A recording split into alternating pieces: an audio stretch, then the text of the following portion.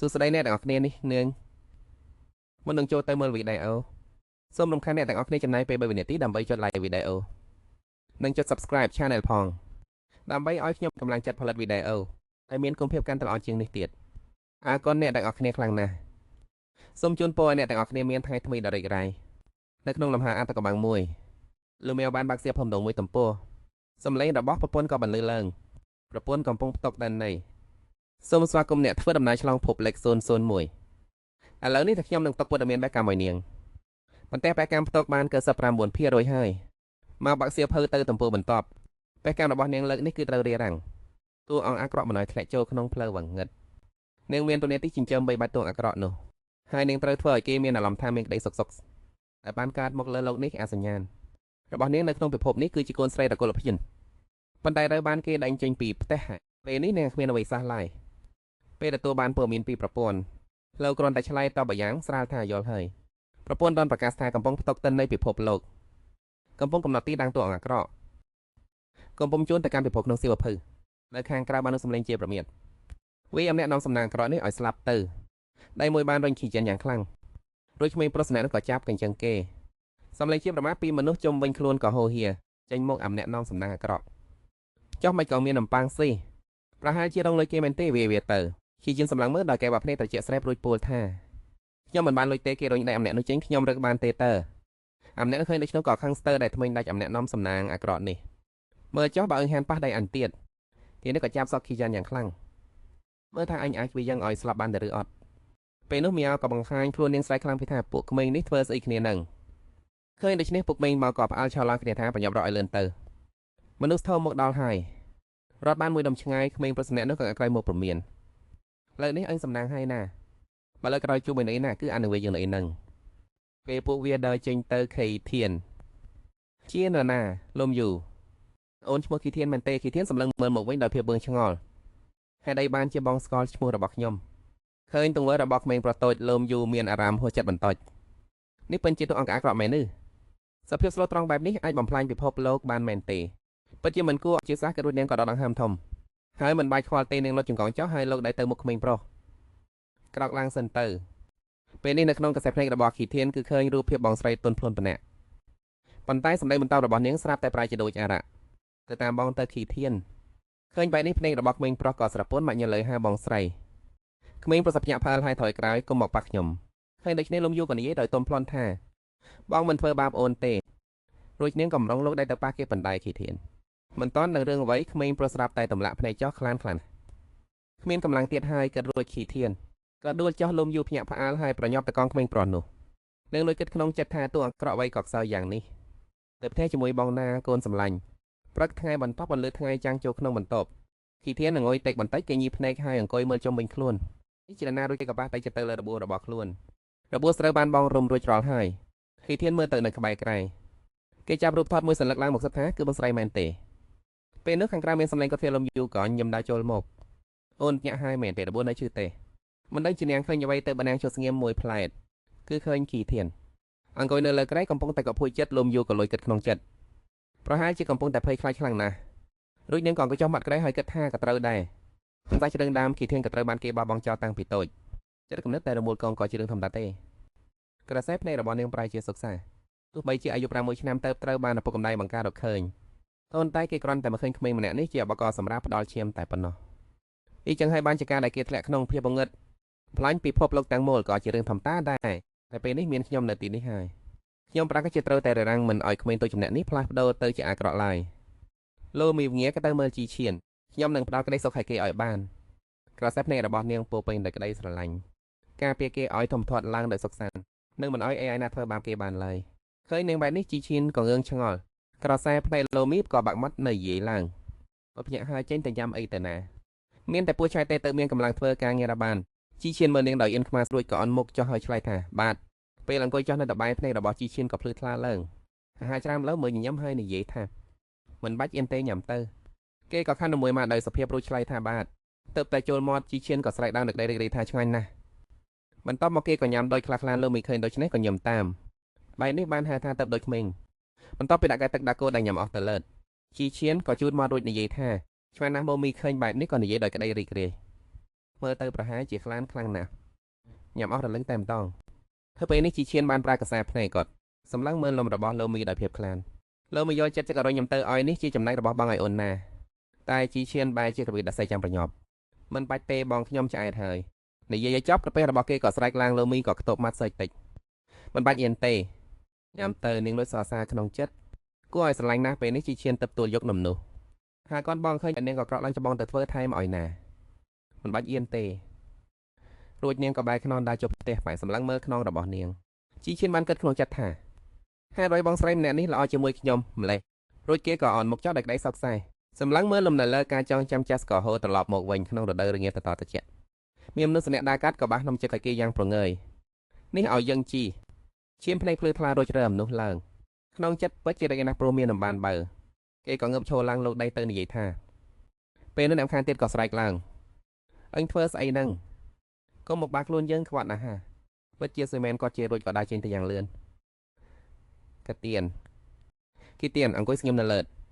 ប្រហែលជាបងស្រីម្នាក់នោះគ្រាន់តែអាណិតខ្លួននឹងប៉ុណ្ណោះប្រហែលជាឃើញឆ្កែអ្នកថាធ្វើបើមានចិត្តអាណិត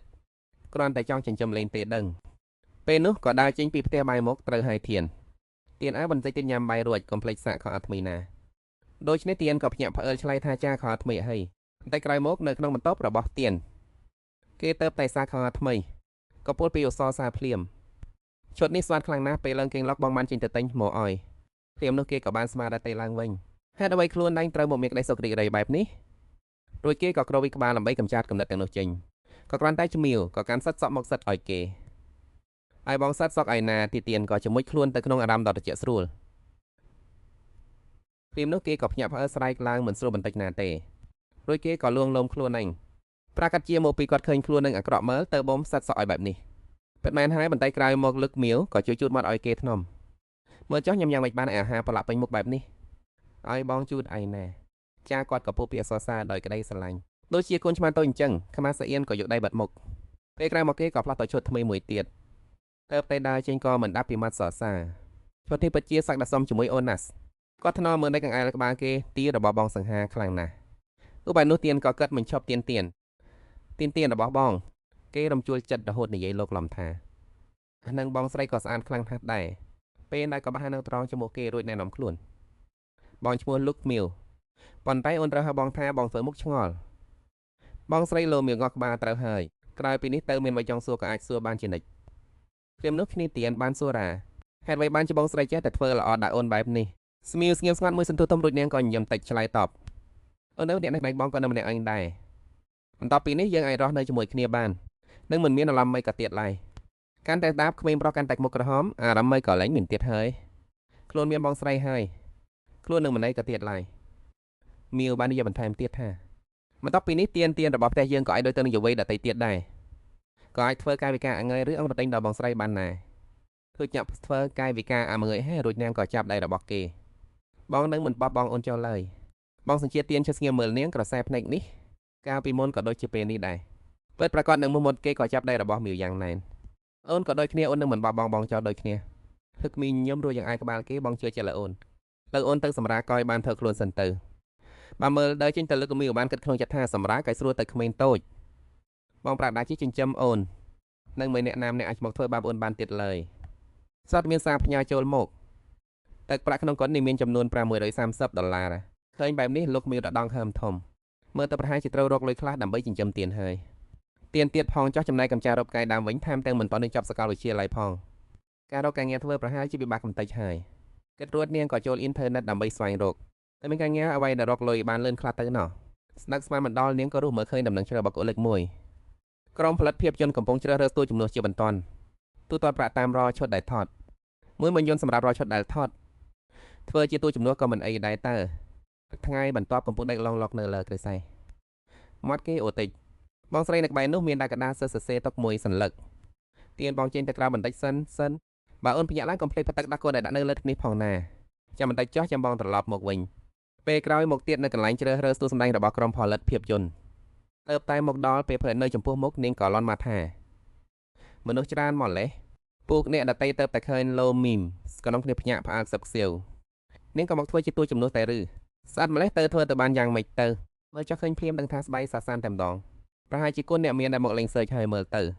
ស្រាប់តែមានរីម្នាក់ដើរចូលទៅតែស្មាលោមីសួស្ដីអ្នកមកស្វែងរករអ្នកមែនទេលោមីក៏ឆ្លើយដល់ទៅវិញថាមិនមែនទេខ្ញុំមកដាក់ពេកអ៊ីធ្វើជាតួជំនួសបានដូច្នេះអ្នករីម្នាក់នោះក៏ស្លាំងកាំងហើយចង្អុលទៅខាងនោះតួជំនួសហើយនៅខាងនោះហៅកូនច្រើននិយាយចប់លោមីក៏ដើរចេញទៅអ្នករីម្នាក់នោះនៅមើលតាមនាងដោយភាពបឿងឆ្ងល់សារបែបនេះហើយមែនទេដែលធ្វើជាតួជំនួសអើយសោកស្ដាយណាស់នៅត្រង់កន្លែងតារាឆ្នាំបុគ្គលិកអ្នកប្រវត្តិរូបទៅជួនអ្នកដឹកនាំរឿងចាំងអ្នកនេះក៏នៅតែមិនបានដែរឬអ្នកដឹកនាំរឿងចាំងក៏ស្រែកសន្ធាប់ឡើងមិនយកមនុស្សប្រភេទនេះក៏ស្ដាប់មកខ្ញុំមើលដែរឬបានដូច្នេះបុគ្គលិកអ្នកនោះក៏លួចដកដង្ហើមធំក្នុងចិត្តអ្នកដឹកនាំរឿងចាំងម្នាក់នេះតម្រូវការខ្ពស់ពេកហើយសម័យនេះតើទៅរកទូជំនួសផ្នែកក្បាច់គុនបែបនេះពីណាបានទៀតបានត្រឹមតែសម្ដែងក្បាច់គុនឲ្យមើលទៅស្អាតបានក៏ល្អណាស់ទៅហើយខាងក្រៅមានសម្លេងបន្លឺឡើងសួស្ដីលោមីវិញញញឹមតិចសូមសួរថាទៅនេះជាកន្លែងជ្រើសរើសទូជំនួសមែនទេបុគ្គលិកអ្នកនោះមុខឡើងក្រោមឲ្យស្រឡាំងកាំងមែនហើយរីសានបែបនេះចង់ធ្វើជាទូជំនួសពិតមែនឬចំណែកឯអ្នកដឹកនាំរឿងចាំងវិញសម្លឹងមើលដោយក្បាប់ផ្នែកមើលងាយនេះជាគុណអ្នកមានមុខពីណាមកភាពរញ៉េញឬយ៉ាងណាអ្នកទាំងពីរអ្នកក៏ក្រោកឈរឡើងបុគ្គលិកអ្នកនោះក៏ប្រាប់ដោយភាពអៀនខ្មាស់ថាតួជំនួសផ្នែកក្បាច់គុនចាំបាច់ត្រូវតែមានមូលដ្ឋានគ្រឹះផ្នែកក្បាច់គុនអ្នកដឹកនាំរឿងចាំងនិយាយដោយទឹកដមមិនសិលអបអន់មានទេក្មេងស្រីទីនេះមិនមែនជាកន្លែងដែលនាងមកបង្កើតភាពរញ៉េញបានទេណាលើមីវិញញញឹមថាភាពរញ៉េអីអ្នកដឹកនាំរឿងមិនមែនសុទ្ធតែចូលចិត្តវិនិច្ឆ័យនោះតាមតែរូបរាងខាងក្រៅមែនទេអ្នកដឹកនាំរឿងចាំងកំពុងតែត្រៀមនឹងស្រែកនាងបណ្ដៃឃើញលោមីដើរទៅកាន់កន្លែងដាក់សម្ភារៈសម្ដែងនាងចង់ធ្វើអ្វីលោមីជ្រើសរើសដើមមួយដើមហើយចាប់ផ្ដើមសម្ដែងឲ្យមើលឃើញដូច្នេះអ្នកទាំងពីរអ្នកនោះក៏ស្រឡាញ់កាំងលោមីនៅតែបន្សំដែងកាន់តែមើលអ្នកទាំងពីរអ្នកនោះកាន់តែមានការភ្ញាក់ផ្អើលខ្លាំងឡើងឃើញអាកបបកឺឈប់ហើយនិយាយឡើងតែយ៉ាងម៉េចដែរប្រើការបានទេអ្នកពេលនេះអ្នកបានផ្លាស់ប្ដូរអេរយិបថា360ដាក្រែកែវភ្នែកភ្លឺថ្លាហើយដើរទៅចិត្តមុននឹងឆ្លើយថាបានគាត់ក៏ប្រញាប់បេកខ្សែរបាយការណ៍មកជូននាងភ្លាមនេះយកទៅចុះនេះគឺជាតម្រងរបាយការណ៍សម្រាប់ទៅសម្ដែងជំនួសតែនិយាយទៅនាងទុយតែឈ្មោះអ្វីដែរបុគ្គលិកទឹកបែកនោះព្យាយាមរារាំងគាត់លោកនាយគ្រឿងរក្សារភាពបន្តិចផងប៉ុន្តែហាក់ដូចជាមិនសូវមានប្រសិទ្ធភាពប៉ុន្មានទេលោកនាយត្រឹងនៅតែមិននិយាយតែមានក្រុមហ៊ុនណាចុះកែសញ្ជិជាមួយនាងហើយឬនៅតែនាងចង់ពិចារណារួមការងាររយៈពេលវែងជាមួយខ្ញុំទេមៀលក៏ប្រញាប់ឆ្លើយដីភ្លាមបើខ្ញុំទៅបានគេទួលយកហើយចឹងស្អែកខ្ញុំនឹងទៅធ្វើការចោះចោះហាក់រីក្រេណាលោកនាយក៏ត្រឹងលោកនេះក៏ក្រវីដៃដាក់នាងបានហើយសហការរៃក្រេដូចគ្នាឃើញបែបនេះមៀវក៏គិតក្នុងចិត្តថានាយក៏ងាយស្រួលបែបនេះផងឬពេលនេះនៅអីផ្ទះគីទៀនអាកាដាសកំណត់ចំណាំងជាប់ក៏ឈិតស្ងៀមមួយកន្លែងដោយជ្រើរន្ទះបាញ់ចំកណ្ដាលត្រជាក់ក្រដាសកំណត់ចំណាំងក៏ធ្លាក់ចោះយឺតគេទម្លាក់ខ្លួនផ្អែតនឹងចិញ្ចាំងដោយភាពអស់សង្ឃឹមឬចោអូតតិចមនុស្សដូចជាខ្លួនយើងតែមានសិទ្ធិអ្វីទៅរំពឹងចង់បានភាពកក់ក្ដៅពីអ្នកដទៃទៅតែកភ្នែករបស់គេស្រស់ចោះមកប៉ុន្តែហេតុអ្វីបានជាផ្ដល់ក្តីសង្ឃឹមដល់ខ្ញុំហើយបន្ទាប់មកធ្វើឲ្យខ្ញុំខកចិត្តបែបនេះមានអារម្មណ៍ដូចជាត្រូវបានពិភពលោកទាំងមូលបោះបង់ចោលទោះបីជាយ៉ាងណាក៏នៅជាក្មេងម្នាក់ដែរតនពេលនោះទ្វារក៏បាក់ឡើងទៀនបងត្រឡប់មកវិញហើយគីទៀនហើយទាំងទឹកភ្នែករលឹងរលោងគេក៏ស្ទុះទៅមៀវភ្លាមមៀវស៊ូតដោយភាពមឹងឆ្ងល់ទៀនកាត់អីទៅគេនិយាយទាំងអន់ចិត្តខ្ញុំស្មានថាបងឡើងត្រូវការខ្ញុំទៀតហើយលើបែបនេះមៀវក៏ឈឺចាប់ជំនួសគេរួចនាងក៏សម្លឹងទៅលើដៃតេសាទគ្រាន់តែចេញទៅមួយផ្លែតសោះហេតុអ្វីក៏ធ្វើឲ្យទៀនមានអារម្មណ៍មិនសុវត្ថិភាពដល់ថ្នាក់នេះមៀវថេស្មានដើម្បីលងលោមក្មេងល្អតើបងអាចមិនត្រូវការអូនបានដោយរបៀបណានាងលងលោមបង្អែលមុខគីទៀនថ្នមជាបងចោះបងនឹងមិនបងចោលឡើយគីទៀនញញឹមបបបាត់មៀវក៏ចាប់ធွာគេលេងបងចេញទៅគឺទៅរកការងារធ្វើទេឬដូច្នេះគេក៏ធ្វើមុខឆ្ងល់រកការងារបន្ទាប់ពីនេះពេលបងទៅធ្វើការទៀនត្រូវធ្វើជាក្មេងល្អណាស់ខ្លួនធ្វើការចប់នឹងត្រឡប់មកជួបទៀនវិញណាក្មេងទៅសប្បាយចិត្តជាខ្លាំងបាទខ្ញុំនឹងធ្វើជាក្មេងល្អរងចាំបងនៅផ្ទះលុះដល់ថ្ងៃស្អែកគីធានក៏និយាយតែញោមមកថាអូននឹងនៅចាំបងស្រីនៅក្នុងផ្ទះម្នាក់យ៉ាងស្ងប់ស្ងាត់គេស្រស់ទឹកភ្នែកហើយអប់លោមីយ៉ាងណែននាងអស់ចម្រើស្គរយកតែកតបមុខហើយនិយាយថាបានហើយទៅជាមួយបងស្រីចោះប៉ុន្តែតាមផ្លូវតែស្ដាប់បង្កប់ណាបន្តិចក្រោយមកក៏មកដល់បន្ទប់តុបតែងខ្លួននៅកន្លែងថតបុគ្គលិកតុបតែងខ្លួនរត់មកហៅនាងថាអ្នកនាងលោមីអ្នកនាងមកដល់ហើយអ្នកនាងប្រញាប់ទៅតុបតែងខ្លួនទៅលោមីក៏ងក់ក្បាលហើយឆ្លើយថាបានហើយនាងបែរទៅនិយាយទៅកាន់ធានខ្មាចាំបងស្រីនៅទីនេះណាចាប់ពេលនោះបុគ្គលិកក៏ចាប់អារម្មណ៍ឃើញក្មេងប្រុសតូចនោះនេះជាបងប្រុសរបស់អ្នកនាងមែនទេលោមីក៏ប្រវិញភ្លាមថាចាទុកវានៅផ្ទះម្នាក់ឯងបងមិនសូវជាទុកចិត្តប៉ុន្មានទេក៏เลยនាំវាមកទីនេះជាមួយតែម្ដងសូមធានាជួនអ្នកនាងថាបងប្រុសរបស់បងនឹងមិនកັບញ៉ាំអ្វីទេដូច្នេះបុគ្គលិកក៏សរសើរថាបងប្រុសរបស់អ្នកនាងពិតជាគួរឲ្យស្រឡាញ់ណាស់ក៏យើងកំពុងតែខ្វះក្មេងម្នាក់សម្រាប់ថតតួអង្គនេះតើអាចឲ្យបងប្រុសរបស់អ្នកនាងសាក់កលបងបានទេប៉ុន្តែលោមីក៏ដាសេតអាកនច្រើនប៉ុន្តែមិនបាច់ទេបុគ្គលិកក៏មិនបានខំអ្វីតែរួចក៏ដើរចេញទៅបានជាងខ្ញុំសុំខ្លួនទៅធ្វើការសិនហើយពេលនោះគីធានក៏គិតក្នុងចិត្តថាការធ្វើជាតារាសម្ដែងក៏អាចរកលុយបានមែនទេ ខ្លួននឹងក៏ចង់ជួយបងស្រីរកលុយដែររួចគេក៏និយាយឡើងថាបងស្រីអើយអូនចង់សាកល្បងលោមីប្រញោមនិយាយថាធានធានអើយការថតភាពយន្តមិនមែនជារឿងសាមញ្ញបែបនេះទេណានៅចាំមកស្រីនៅទីនេះឲ្យបានល្អបានទេធាននិយាយទាំងមុខមុតថាបងស្រីអើយយើងមិនមែនមែនជាមួយគ្នាទេអូនក៏ចង់ជួយបងស្រីរកលុយដែរអូនចង់ឃើញបងស្រីរងទុកអ្នកអញទេគឺពាក្យទាំងនោះលោមីមានអារម្មណ៍កក់ក្ដៅក្នុងចិត្តធានធានអើយក្មេងអ្នកនេះពិតជាចេះគិតខ្លាំងណាស់បកកលឹកដែលបាននៅដូច្នេះក៏ដើរចូលមកថាបើប្អូនប្រុសរបស់អ្នកនាងមានចំណាប់អារម្មណ៍អញ្ចឹងឲ្យគេសាកល្បងទៅចាំវិញទៀតតួអង្គនេះក៏មិនពិបាកអ្វីដែរគឺគ្រាន់តែទៅទួយក៏ស្រីជួយសង្គ្រោះរួចក៏តាមពីក្រោយទួយស្រីទៅជួយឆាក៏មិនច្រើនទេជាចិត្តលើខ្ញុំចោះលោមីក៏ធ្លាក់ក្នុងគំនិតតែជ្រៅជ្រៅនិយាយទៅវាថាក៏មិនមែនថាមិនអាចដែរពេលនោះគីធានក៏ឆ្លើយយ៉ាងប្រញាប់ប្រញាល់ថាអូនធ្វើបានអូនចង់ធ្វើលោមីក៏អស់ចម្រាស់ហើយយល់ព្រមបានហើយបាទធានចង់ធ្វើទៅជានាងនិយាយទាំងថ្នមប្លត់ថាប៉ុន្តែត្រូវតែប្រយ័ត្ននិងយកចិត្តទុកដាក់ឲ្យមែនតែនណាសុវត្ថិភាពត្រូវតែមកមុនកុំខំខ្លួននឹងអីចាសដែលបានធ្វើការជាមួយបងស្រីបន្តមកអ្នកទាំងពីរក៏នាំគ្នាទៅរៀបចំខ្លួនទៅបងនឹងនាំអូនទៅផ្លាស់សម្លៀកបំពាក់ពេលនោះលំដៀវក៏ដូរសុគេហើយលើវិនហ៊ីនឹងស៊ីចាំងបានមកដល់ហើយឆាប់ទៅរៀបចំខ្លួនទៅនាងរអួយឈ្មោះមួយដែលស្គាល់ច្បាស់ក្នុងចិត្តលើវិនហ៊ីញញឹមហើយនិយាយថាអ្នកទាំងអស់គ្នាពិតជាលំបាកហើយសំស្លេងរបស់ប្រពន្ធក៏បន្លឺឡើងភ្លាមសាច់ជ្រឿងដើមត្រូវបានដាក់សោម្ចាស់កាយបានជួបតួអង្គកក់សំខាន់ហើយលំដៀវគិតក្នុងចិត្តទីបំផុតនាងក៏មកដល់មែនទេប៉ុន្តែអនុស្សាវរីយ៍របស់ម្ចាស់កាយដើមក៏ផុសឡើងមកស្រីម្នាក់នោះខឹងសម្បារហើយស្រែកជេរលំដៀវម៉ែក៏មិនអាចបង្កើតកូនស្រីដែលមានចិត្តអាក្រក់ខើក៏ដូចជាសងបានទៅវិញទោះបីជាហើយជាកូនចិញ្ចឹមក៏ដោយដែលនាងចេះដឹងរឿងជាងែងរាប់មិនដង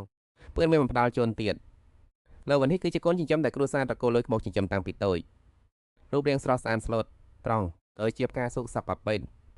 នឹងជានេះចូលចិត្តដើម្បីចំណុចចិត្តពីលំដេវស្រីម្នាក់នោះកាន់តែជេរកាន់តែខ្លាំងកាលពីមុនអើងចេះទឹកអាស៊ីតដាក់មិត្តរួមថ្នាក់ឲ្យតម្លាក់កំហុសស្អុយហ៊ីហ៊ីគឺទៅវាទៅចោះឥឡូវនេះអើងលួចរបស់ប្រានឲ្យនៅតែតម្លាក់កំហុសស្អុយហ៊ីហ៊ីទៀតចេញពីតកូលលូតៃចាប់ពីពេលនេះទៅហ៊ីហ៊ីគឺជាកូនស្រីបង្កើតរបស់ពួកយើងអនុស្សាវរីយ៍ក៏ឈប់ត្រឹមនេះលំដៀវកំពុងគិតនៅវិញម្យ៉ាងលើវិនហ៊ីបានធ្វើរឿងជាច្រើនដែលធ្វើឲ្យគ្រួសារស្អប់ម្ចាស់កាយដើមបណ្ដាលឲ្យម្ចាស់កាយដើមត្រូវបានដេញចេញពីផ្ទះស្រាប់តែគីទៀនហានាងឲ្យដឹងខ្លួនបងស្រីតើបងមានខ្ញុំឆ្លៃតើបើគ្មានអ្វីទេទៅវិញចុះនៅខាងលើវិញបុគ្គលិកបាននិយាយដោយរាក់ទាក់អ្នកនាងលើបន្ទប់សម្រាប់របស់អ្នកនាងនឹងលោកសៀគឺនៅត្រង់នេះខ្ញុំនឹងនាំអ្នកនាងទៅអរគុណច្រើនលំដឿមើលទៅគីទៀនហើយគិតក្នុងចិត្តថាគីទៀននៅតិចនេះខ្លួនអញគួរតែនៅឆ្ងាយពីនេះបន្តិចទៅល្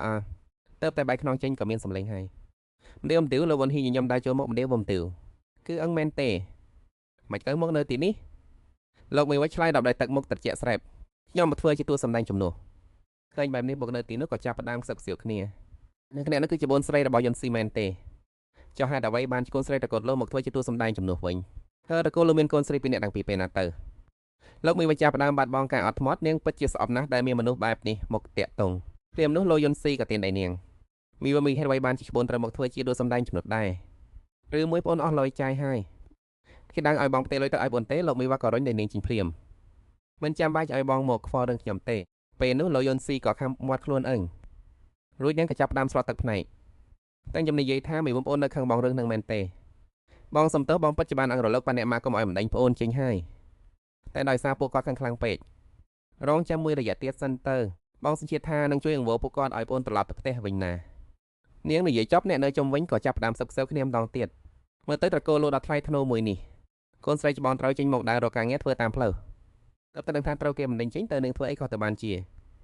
ទោះបីជាគុំការក៏ត្រូវគេបណ្ដេញចេញដែរឬលុយសៃពិតជាមានចិត្តល្អណាស់នៅខ្វល់ខ្វាយពីនាងទៀតពេលនេះលោកមកខាងខ្លាំងរហូតដល់ញើខ្លួននឹងបានតែប្រាប់ខ្លួននឹងក្នុងចិត្តថាថ្មត់ទៅអត់ថ្មត់ទៅលោកអើយការប្រាំពឹងខ្សែខុសច្បាប់ណាខុសច្បាប់ឃើញលោកមានបែបតែនាងសួរតែប្រញាប់ថាមានរឿងអីទៅជីជៀនក្មេងតូចញោខ្លួនរួចចង់អុលតែទៅខាងមុខខ្ញុំឃើញលោកយុនស៊ីធ្វើមុខអត់យល់ដូចជីជៀនក៏និយាយបានថាបងស្រីម្នាក់នោះលោកយុនស៊ីចុះស្ងេមួយកន្លែងមនុស្សក៏គ្នាគឺមើលទៅនាងក៏ចាប់ផ្ដើមធ្វើមុខគួរឲ្យអាណិតធ្វើជាយំរត់ទៅអប់អ្នកកណាម្នាក់រួចហើយតាឆឹងតាណាសម្ដែងល្បីឈ្មោះម្នាក់នោះក៏ច្បោកច្បល់រួចលួងលោមស្នេហ៍របស់ខ្លួនក្មេងល្អកុំយំអីឬគាត់ក៏ងាយកុំស្រែកដាក់លោកមីបើប្អូនមិនចូលចិត្តយុនស៊ីក៏និយាយត្រង់ទៅហេតុតែអីត្រូវមកបង្រៀនក្មេងឲ្យខូចបែបនេះលោកមីឆ្លើយតបយ៉ាងមានទំនុកចិត្តថាមាននឹងអីត្រូវយំទៅក្មេងតូចគឺនិយាយតាមអ្វីដែលគេឃើញតែប៉ុណ្ណោះក្មេងវាឃើញម៉េចវានិយាយអ៊ីចឹងតែខ្ញុំអាចហាមវាបាននេះតែចឹងខឹងខ្លាំងរហូតដល់ស្រែកឡើងជីជៀនក៏ស្រែកហៅបងស្រីមើលមិនយើងទៅបដោខោអាមទេអីបានតែប្រាញ់មើលតាមដោយកំហឹងនាងនៅវាមានចរិតបែបណាគេក៏បន្ទន់សំឡេងលងលោមវិញ ហើយតុកនាងទៅចោះទូយ៉ាងអូនក៏បានធ្វើអ្វីបើច្រើនដើម្បីនឹងដែរចាំមើលនាងម្នាក់អាចធ្វើអ្វីកើតលោកវិនស៊ីសតតែភ្នែកហាបងនិយាយបែបនេះណាបងនិយាយឯងចង់អូនខឹងហើយណារួចក៏ផ្អែកខ្លួននឹងត្រង់តែត្រាញ់គេក៏សម្រេចចិត្តតាមចិត្តនាងបានហើយបងមិននិយាយទៀតទេប៉ុន្តែក្នុងចិត្តលោកវិនស៊ីពោពេញដោយកំហឹងឬមួយខ្លួនឯងគិតច្រើនពេកហើយអ្វីបានជាមានអារម្មណ៍ថានាងមិនដូចពីមុនទៀតហើយក្មេងប្រុសម្នាក់នោះជានរណានៅក្នុងបន្ទប់ដូរខោអាវលោកមីងសួរឡើងទៀនមិញនេះហេតុអ្វីនិយាយថាបងស្រីម្នាក់នោះអាក្រក់ជីទៀននៅមុខចុះហើយឆ្លើយតបព្រោះតែនាងមើលទៅដូចជាមនុស្សអាក្រក់ខ្លាំងណាស់ដែលធ្លាប់ធ្វើបាបខ្ញុំពីមុនមកពួកគេទាំងអស់សុទ្ធតែជាមនុស្សអាក្រក់ក្មេងប្រុសមើលទៅលោកមីរួចនិយាយម្ដងទៀតថាពួកគេទាំងអស់សុទ្ធតែជាមនុស្សអាក្រក់លោកមីវត្តបានបំផុសពីខ្លួននឹងសះរួចនាងក៏បដិក្មេងប្រុសថាការនិយាយបែបនេះទោះមិនខុសក៏ដោយប៉ុន្តែពេលនៅខាងក្រៅវាតម្លៃរូបសម្បត្តិរបស់អ្នកអតីឲ្យសោះយល់ទេជីទៀនក៏ក្បាលស្ដាប់បង្កប់រួចឆ្លើយថាបាទឃើញកាយវិការរបស់ក្មេងប្រុសលោកមីក៏មានចិត្តអាណិតទៀនមិនដែលត្រូវបានអ្នកណាចិញ្ចឹមបើបាច់ត្រឹមត្រូវទេបាទទុកបែបនេះទៅមកខ្លាចថាគេនឹងត្រូវគេធ្វើបានមិនតិចទេចាំដល់ពេលទទួលបានប្រាក់ខែដាច់ខាតត្រូវតែរស្ដារៀនឲ្យទៀនឲ្យបានរួចនាងក៏បែរខ្លួនអីចឹងបងបដូរខោអាវមុនហើយណាបាទជីទៀនឆ្លើយដបទៅតាមមើលនាងមនុស្សម្នាក់មិញនេះមើលទៅដូចជាគ្រួសាររបស់បងស្រីត្រូវក្រុមគ្រួសាររប្រឹតបែបនេះដាក់បងស្រីពេលនេះប្រកាសជាសោកសៅខ្លាំងណាស់ខ្លួនត្រូវតែរកវិធីធ្វើឲ្យបងស្រីច្បាយចិត្តឲ្យបានមួយសន្ទុះក្រោយមកជីទៀនក៏បដូរខោអាវរួចប្រោគ្រាន់តែឃើញបងននបើកខ្នែដោយរីករាយសួស្ដីបងលោមីគ្រាន់តែដើរជែកមកជីទៀនក៏ភ្លឺភ្នែកឡើងបងស៊ីសានខ្លាំងណាស់ពុកក្លាច់ផ្សេងទាច្បាយនេះក៏បង្ហាញអាការៈមើលងាយទោះបីជាយ៉ាងណាក៏នាងតែជាកូនស្រីច្បងនៃរកូលឡូរូបសម្បត្តិសស្អាតបែបនេះក៏ជារឿងធម្មតាដែរឡូមីវីនិយាយដោយមិនខ្វល់ខ្វាយថាជូនដំណើរចោះមកផ្អែមណាស់ណាឡូវិនស៊ីបានផ្លាស់ប្ដូរសម្លៀកបំពាក់រួចរាល់ហើយនាងងើឆ្ងល់សួរថាគ្រប់គ្នាទៅណាទាំងអស់ហ្នឹងគ្រាន់តែឃើញមុខឡូមីភ្លាមនាងក៏ឈុតស្ងៀមថ្មឹងបុគ្គលិកមួយចំនួនក៏នាំគ្នាសឹកសៀវសំហើយដែលគេនិយាយថាឡូវិនស៊ីនេះវាជាការយកទៅគ្រប់គ្នាឃើញច្បាស់តែម្ដងបើឲ្យខ្ញុំឃើញមុខបងស្រីរាល់ថ្ងៃសោះស្ដាប់បែបនេះខ្ញុំក៏ប្រកាសជាមើលឡូវិនស៊ីធ្វើមិនពេញភ្នែកដូចបែបនេះខឹងស្ទើតែឈួតខឹងខ្លាំងណាស់តែកែវភ្នែករបស់នាងប្រៃជាមួយស្រួយស្អាតបែបនេះមានប្រយោជន៍ជាអីទៅមិនមែនគ្រាន់តែជាក្មេងចំនួនតំណែងគេកណែទៅតែឡូវិនស៊ីនៅតែញ៉ាំដាចូលមកអូអញ្ចឹងតាបានជាមីមកសម្ដែងជំនួសខ្ញុំមែនទេខ្ញុំថាការតែងបែបនេះសុំជាមួយនឹងខ្លាំងណាស់ឡូមីដាហួសស្នាងទៅត្រង់មែនហើយឲ្យតែណាខ្ញុំក៏គិតថាវាសមដែរឃើញបែបនេះឡូវិនស៊ីខឹងញោខ្លួននាងមិនអើពើនឹងខ្លួនសះភ្លាមនោះក៏មានគេហៅហ៊ីនាងឯស្នាយជីនោះលោមហ៊ីមានរឿងអីឡូមីធ្វើជាកំសត់សំឆ្លើយថាគ្មានទេគ្រាន់តែខ្ញុំនិយាយជាមួយឡូមីប៊ីបានបែបនេះតែជាងក៏មុខក៏ស្អុយប្រកាសជានាងនិយាយជាមួយហ៊ីមិនល្អទេដឹងបើមិនអញ្ចឹងទេហ៊ីក៏មិនអន់ចិត្តដល់ថ្នាក់នេះដែរភ្លាមនោះនាងក៏និយាយថាត្រូវហើយបន្តិចទៀតបងត្រូវសម្ដែងជាមួយនាងមែនទេជីងជ្រួញចិញ្ចឹមឆ្លើយថាត្រូវហើយតែអូនចាំមើលចោះបងនឹងជួយសងសឹកជំនួសអូនឲ្យបានធ្វើឲ្យទីតាំងថត់គុណអ្នកដឹកនាំរឿងស្រ័យខ្លាំងថាទៅប្រុសចូលទីតាំងឈុតទី3នៃរឿងភីហាងនិយាយចប់គ្រប់គ្នាក៏ចាប់ផ្ដើមសម្ដែងលោកមីឡើងបានទំនឹកដាវរបស់ដៃគោក្នុងមួយប៉ាប្រចាំផ្នែករាងកាយនាងក៏ប្រែជាភ្នែកក្រហមអ្នកដឹកនាំរឿងជួងជឿខ្លាំងហើយស្រែកកាត់ល្អណាស់ឈុតបន្ទាប់បុគ្គលិកឃើញបែបនេះក៏នាំគ្នាពោលសរសើរទស្សនៈសម័យនេះពិតជាខ្លាំងមែនសម្ដែងតែម្ដងគឺបានសម្រេចតែម្ដងសួស្ដីទៀតពេលនោះមានមនុស្សម្នាក់ឈរនៅក្បែរនោះដោយក្តីខឹងសម្បាលឺមានអញ្ចឹងលេចធ្លោខ្លាំងណាស់មែនទេអូខេបើអញ្ចឹងបន្តិចទៀតនេះខ្ញុំនឹងធ្វើឲ្យយងលេចធ្លោហូតឡើងបានងើបមុខរួចតែម្ដងសំឡេងអ្នកដឹកនាំរឿងជួងរួចរាល់ហើយឬនៅដែលទៅតែឡើងទៅលើនោះក៏ឆ្លៃដប់គ្មានបញ្ហាអ្វីទេអាចចាប់ផ្ដើមបានហើយតួសម្ដែងចូលទីតាំងពេលនេះទឹកមុខរបស់តាជីនបង្ហាញភាពរីករាយមួយផ្លែតអ្នកដឹកនាំរឿងជួងបន្ស្រែកឈុតទី23ភ្លាមដែលតាជីនដាក់ដៃលើផ្ទាំងធម្មជាតិបកជំនួយគាត់ក៏អើដួលភ្លាមឃើញបែបនេះអ្នកដឹកនាំរឿងជួងក៏ខឹងសម្បាស្រែកថាកាត់ថ្នំតងទៀតបន្ទាប់មកគាត់ក៏ធ្វើពុតជាបណ្ដោយដៃឲ្យរបូតហើយស្រែកថាកាត់កាត់ពេលនេះលឺមកដែលកំពុងភ្ជួរខ្លួននៅលើផ្ទាំងថាបានញើខ្លួនអស់ទៅហើយប៉ុន្តែអ្នកដឹកនាំរឿងនៅតែស្រែកថាថែមម្ដងទៀតដែលឃើញភាពព្រួយបារម្ភរបស់នាងបុគ្គលិកនៅទីនោះក៏នាំគ្នាខ្សឹបខ្សៀវថ្ងៃនេះតាចេញមានរឿងអ្វីទៅថាจะថតឡើង10ដងហើយណាទោះចំនួននោះក៏នៅភ្ជួរខ្លួនលើនោះជាង1ម៉ោងហើយដែរខ្សឹបពីមាត់ទៅគេជាតារាល3មើលចុះសម្បីតែអ្នកដឹកនាំរឿងមិនហានរករឿងគេដែររឿងនេះបានធ្វើឲ្យទៀនចាប់អារម្មណ៍លើគាត់ឃើញតែតាជីងកំពុងខ្សឹបប្រាប់លូវ៉ែនយ៉ាងម៉េចដែរបែរនេះទៅអស់ឃើញចំនួនអូនមែនទេនាងក៏ញឹមយ៉ាងពេញចិត្តគ្រប់គ្រាន់ហើយបងប្រហែលជាផុតហើយផឹកទឹកបន្តិចទៅឃើញបែបនេះក្នុងកសែភ្នែករបស់ទៀនក៏ចាប់ផ្ដើមត្រជាក់ស្រេប ជាតារាល្បីសោះហានធ្វើបាបបងស្រីខ្ញុំដល់ថ្នាក់នេះផងឬរួចហើយក្មេងប្រុសនោះក៏ដើរចូលទៅចិត្តថែមទាំងធាស្មាតាឆាញ់ថ្នមទៀតផ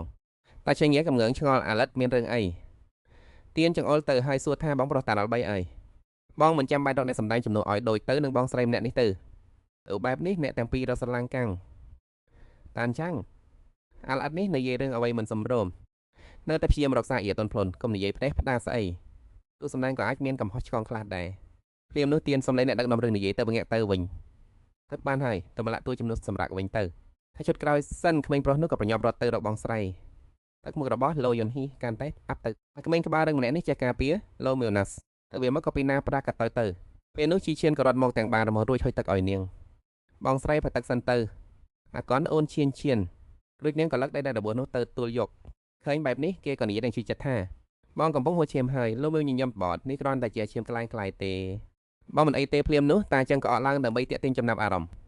៍សំទោសផងថ្ងៃនេះស្ថានភាពខ្ញុំមិនសូវល្អទេភ្លាមនោះលោយុនហ៊ីដែលធ្វើជាស្លូត្រង់បានដើរចូលមកចិត្តដើម្បីគេតម្រូវមាននេះជាលើកដំបូងដែលនាងថតកូនប្រហែលជាមិនសូវដឹងរឿងច្រើនទេដឹងសម្រាប់អ្នកសម្ដែងស្ថានភាពរាងកាយពិតជាសំខាន់ខ្លាំងណាស់តែអញ្ចឹងគេថតពេញមួយយប់ការពីរយប់មិញអីចឹងហើយទៅថ្ងៃនេះគេប្រហែលជាអស់កម្លាំងបន្តិចបន្តួច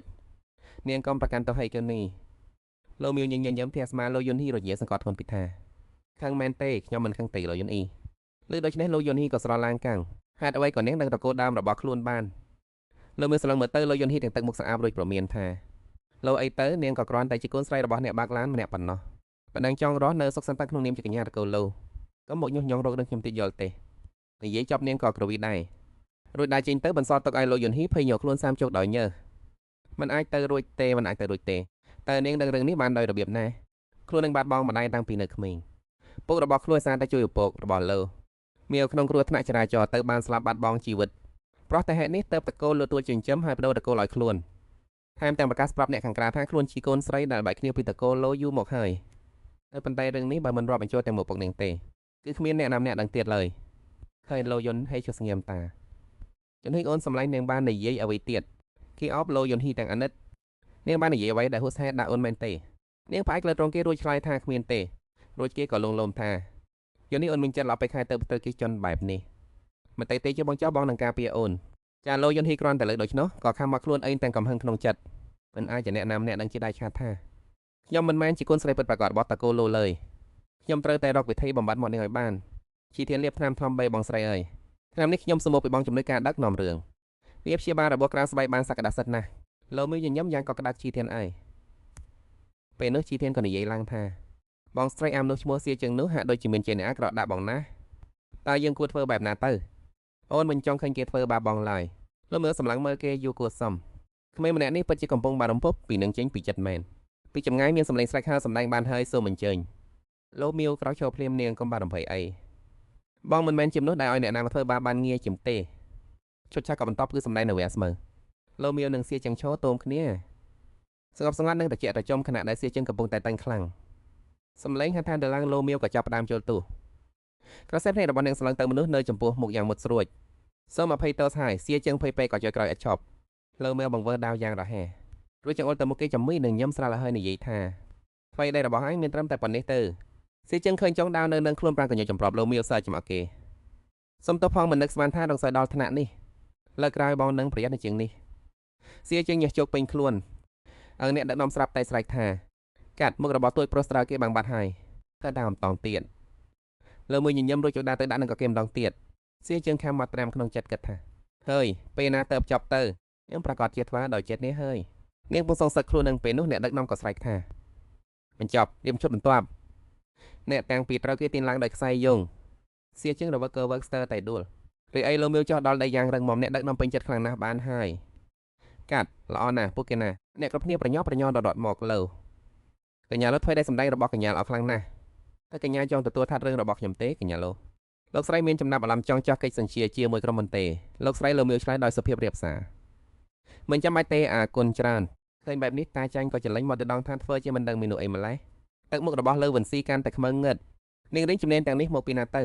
ខ្លួននឹងនៅតកូលលោកជាច្រើនឆ្នាំមកនេះមិនដែលដឹងសោះថានឹងចេះក្បាច់គុណឬមួយជានាងកំពុងលាក់បាំងរឿងអ្វីពីចម្ងាយឈីឈៀនក៏បេតវុំនោះដែរមករួចឈរនៅមុខបកកលឹកទាំងនោះហត់បងហត់ហើយលោកមើលឃើញគេក៏ញឹមតែឆ្មេងតូចចំណែកនេះកំពុងការពារបងមែនទេ គួរឲ្យស្រឡាញ់ណាស់ណាស់នៅចុះជុតថតថ្ងៃនេះថាតចប់ហើយពួកយើងទៅបដូរសម្លៀកបំពាក់ឲ្យត្រឡប់ទៅវិញចុះជី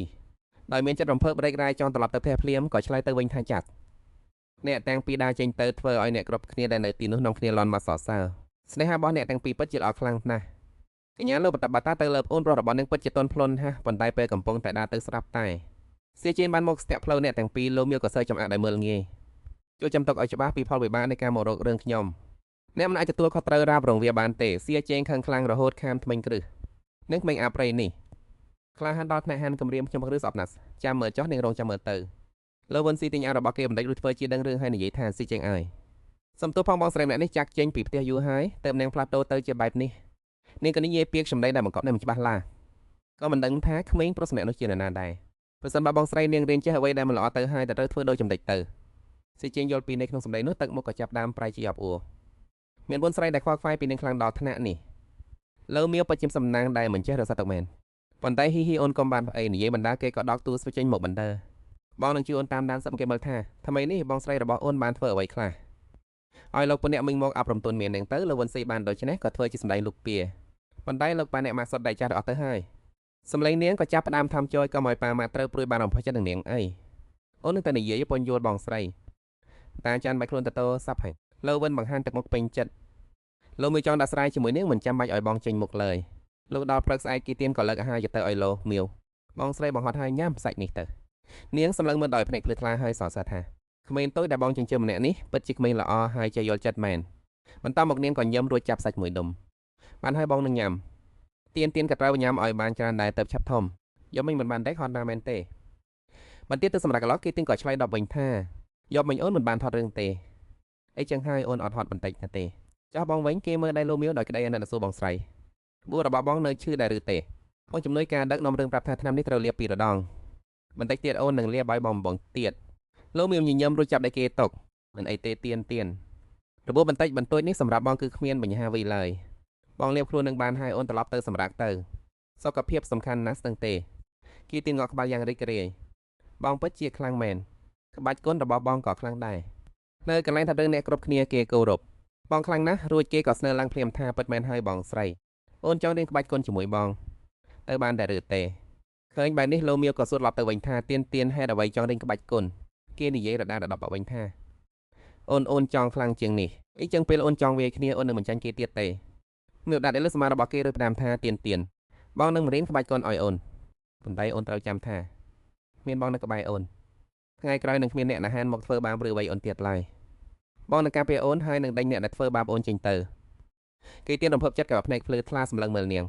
បងស្រីមានបងនៅក្បែរអូនថ្ងៃក្រោយនឹងគ្មានអ្នកណាហានមកធ្វើបាបអ្វីអូនទៀតឡើយបងស្រីម្នាក់នេះពិតជាចាត់ទុកខ្លួនគេជារឿងសំខាន់មែនរួចគេក៏នឹកឃើញដល់តាជេងប៉ុន្តែខ្លួនគេក៏មិនចង់ឲ្យបងស្រីពេលដែលត្រូវអ្នកដតីមើលងាយឲ្យខ្លួនបានត្រឹមតែឈើមើលទេត្រូវតែធ្វើអ្វីមួយយ៉ាងគេទៀនក៏និយាយថាខ្ញុំក៏ចង់ការពារបងដែរលោកមានស្ទាបថ្ងាស្គីថ្នមហើយក៏បងត្រូវសញ្ជានឹងបងក្រោយទៅមិនអនុញ្ញាតឲ្យវាអ្នកដតីទៀតទេបានទេគីទៀននឹងខ្មាស់បន្តិចរួចជើងដៃអង្អែលថ្ងាសបាទខ្ញុំសញ្ញារឿងអ្វីដែលបងមិនចូលចិត្តខ្ញុំនឹងមិនធ្វើឡើយបាទខ្ញុំសញ្ញារឿងអ្វីដែលបងមិនចូលចិត្តខ្ញុំនឹងមិនធ្វើឡើយរួចលោកមឿក៏បដូរប្រធានទៀនពិតជាក្មេងល្អណាស់ដល់ពេលហើយបងជូនទេក៏ភ្ញាក់បានទេទៅរៀនខ្ញុំអីក៏មិនចេះសះផងនាងក៏ប្រាប់ថាដូច្នេះហើយទៅត្រូវរកសាលាដែលសម័យសម្រាប់អូនមុនសិនបងនឹងជួយបង្រៀនប្អូនគីទៀនស្នាក់ស្ទើរទឹកមុខស្រពស្រពូនចោះពួកក្មេងនៅសាលានឹងរួមតែគ្នារំលោភបំពេញខ្ញុំទៀនអើយឃើញរ៉ាមិននឹងរបស់គេលោមៀវក៏អាចក្បាលលងលោមឥឡូវប្អូនមានបងហើយបាននៅក្នុងសាលាមានអ្នកណាក៏ធ្វើបាបប្អូនបងដាច់ខាតនឹងមិនលើកឡើងឲ្យវាលើយគីទៀនឲ្យអានេះក៏ប្អូននៅមានរឿងជាច្រើនដែលត្រូវធ្វើប្អូនត្រូវប្រឡងយកសញ្ញាប់នៅមានជីវិតនិងការងារផ្ទាល់ខ្លួនដូច្នេះការទៅរៀនគ្រាន់តែជាចំហាដំបូងប៉ុណ្ណោះគីទៀនត្រាំជាមួយខ្ញុំមើលគ្រប់ពេលរស់នៅជាមួយខ្ញុំប្រម៉ូបងនៅជាមួយប្អូនដល់ត្រង់នេះគេកលៈភាពរីករាយមិនចិត្តឲ្យតែជាខ្ញុំសដីអាចធ្វើបានគេលួចតាំងចិត្តក្នុងចិត្តថាបងអើយខ្ញុំនឹងមិនធ្វើឲ្យបងខកបំណងឡើយបន្តមកលើនិយាយពីបំណងប្រាថ្នារបស់គេទៀនចង់រៀនក្បាច់គុណមែនទេអីចឹងត្រូវញ៉ាំឲ្យច្រើនបន្តិចដើម្បីឲ្យឆាប់ធំពេលនេះនៅខាងក្រៅមានគេហើមើលរូបរាងពោះស្លាស់មួយក៏លេចមុខឡើងកូនប្រុសច្បងនៃតកូលលើវូលើមៀវធ្លាក់ក្នុងអន្លង់នៃដីកង្វល់បងប្រុសចាស់ឈ្មោះរបស់លោមៀវប៉ុន្តែក៏ដូចជាពពុកកណៃដែរគឺមិនដែលប្រព្រឹត្តឡើយចំពោះប្អូនស្រីម្នាក់នេះឡើយ មិននិយាយពីក្តីស្រឡាញ់គឺស្លាញ់តែលោវុនតែម្នាក់ប៉ុណ្ណោះហើយក៏ជាថៅកែក្រុមហ៊ុនរបស់តាចេងដែរគាត់មកទីនេះធ្វើអ្វីឬមួយអ្នកទាំងពីរនោះបាននិយាយអ្វីម្យ៉ាងទៀតហើយនឹងងាកក្រោយទាំងទឹកមុខត្រជាក់ស្រេបរួចសួរថាមានរឿងអីនៅត្រកូលលោវិនស៊ីប្រូឈុតរົບថ្មីរួចក៏រត់ចេញមកបង្ហាញខ្លួនដោយក្តីរីករាយបងរស់មើលទឹកខ្ញុំស្លៀកឈុតនេះស្អាតទេលើវូថងញញឹមហើយឆ្លើយថាហើយរបស់បងស្លៀកអីក៏ស្អាតដែរដល់ឈុតនេះលោវូថងចាប់ផ្ដើមនឹកឃើញដល់អនុស្សាវរីយ៍កាលពីមុនខ្ញុំឈ្មោះលោវូថងជាកូនប្រុសច្បងនៃត្រកូលលោទោះបីជាលើមួយច្បងស្រីបង្ការរបស់ខ្ញុំក៏ដោយតែនាងតែងតែប្រចាំតែខ្ញុំស្រឡាញ់លោវិនស៊ីខ្លាំងជាងសម្បីតែពេលលោមានត្រូវគេដេញចេញពីផ្ទះក៏ខ្ញុំមិនបានហាមឃាត់អ្វីដែររហូតដល់ថ្ងៃនោះភ្លៀងធ្លាក់ខ្លាំងដល់តែបាញ់គ្រូកលោវិនស៊ីក៏បែកខ្នងដើរចេញទៅទោះបីលោវូថងកំស្រែកហៅតាមក្រោយក៏ដោយហាថ្ងៃនោះគ្រួសារយើងស័យយធលោវិនស៊ីក៏បានយកទ្រព្យសម្បត្តិដែលសេសសល់ចុងក្រោយទៅជាមួយដែរនាងថែមទាំងគេមកនិយាយយ៉ាងត្រជាក់ចិត្តថាពួកយើងតាមពិតទៅមិនមែនជាបងប្អូនមកកាន់នឹងគ្នាទេចាប់ពីអ្នកទាំងអស់គ្នាទៀតលេពេលនោះខ្ញុំអស់ផ្លូវដើរគិតតែពីរឿងបញ្ចប់ពីជីវិតមានតែលោមឿម្នាក់គាត់ដែលកាន់ឆាតមកក្បែរមកជួយបាំងឲ្យខ្ញុំថែមទាំងលងលោមនឹងលើកទឹកចិត្តខ្ញុំទៀតបងប្រុសទី2កុំអស់សង្ឃឹមអីនៅមានអូននៅទីនេះទៅមានតែលោមឿប៉ុណ្ណោះដែលលោកដែលមកអោបខ្ញុំមើលអើយតែខ្ញុំដឹងថានរណាជាក្រុមគ្រួសារពិតប្រាកដនឹកស្មានថាវិវាយិតពេលទៅហើយតែខ្ញុំបែរជាបានកើតជាថ្មីត្រឡប់មកពេលអាយុ26ឆ្នាំពេលដែលក្រុមហ៊ុននៅមិនទាន់សាយធនលើកនេះខ្ញុំនឹងមិនដើរតាមផ្លូវចាស់នោះទៀតទេពេលនេះលោវូថងបាក់មាត់ហៅមៀវត្រឡប់មកជាមួយបងវិញណាលោមៀវដល់បងវិញយ៉ាងត្រជាក់មិនចាំបាច់ទេបងបានកាត់ដៃទំនាក់ទំនងជាមួយអូនអស់ហើយកុំតាក់ទងគ្នាទៀតអីនិយាយចប់នាងក៏ចាប់ដៃជីធានដើរចេញទៅបើគ្មានរឿងអីផ្សេងទៀតទេពួកយើងសុំទៅមុនហើយលោវូថងបានត្រឹមតែអោបមកខ្លួនដោយអស់សង្ឃឹមសារបបការនោះបានធ្វើឲ្យមៀវឈឺចាប់ខ្លាំងណាស់ការដែលមៀវមានការប្រុងប្រយ័ត្នចំពោះខ្លួនក៏ជារឿងធម្មតាដែរម្យ៉ាងទៀតរឿងការជាថ្មីនេះវាហួសពីការពិតពេកប្រាប់ទៅក៏គ្មានអ្នកណាណែសំបីទៅចោះមៀវជំនួសខាងក្រៅទៅចាក់ខាងក្នុងក្តៅគ្រាន់តែខ្លួននឹងធ្វើល្អដាក់នាងឲ្យច្រើនថ្ងៃណាមួយនាងនឹងយកពីចិត្តបងមិនខាន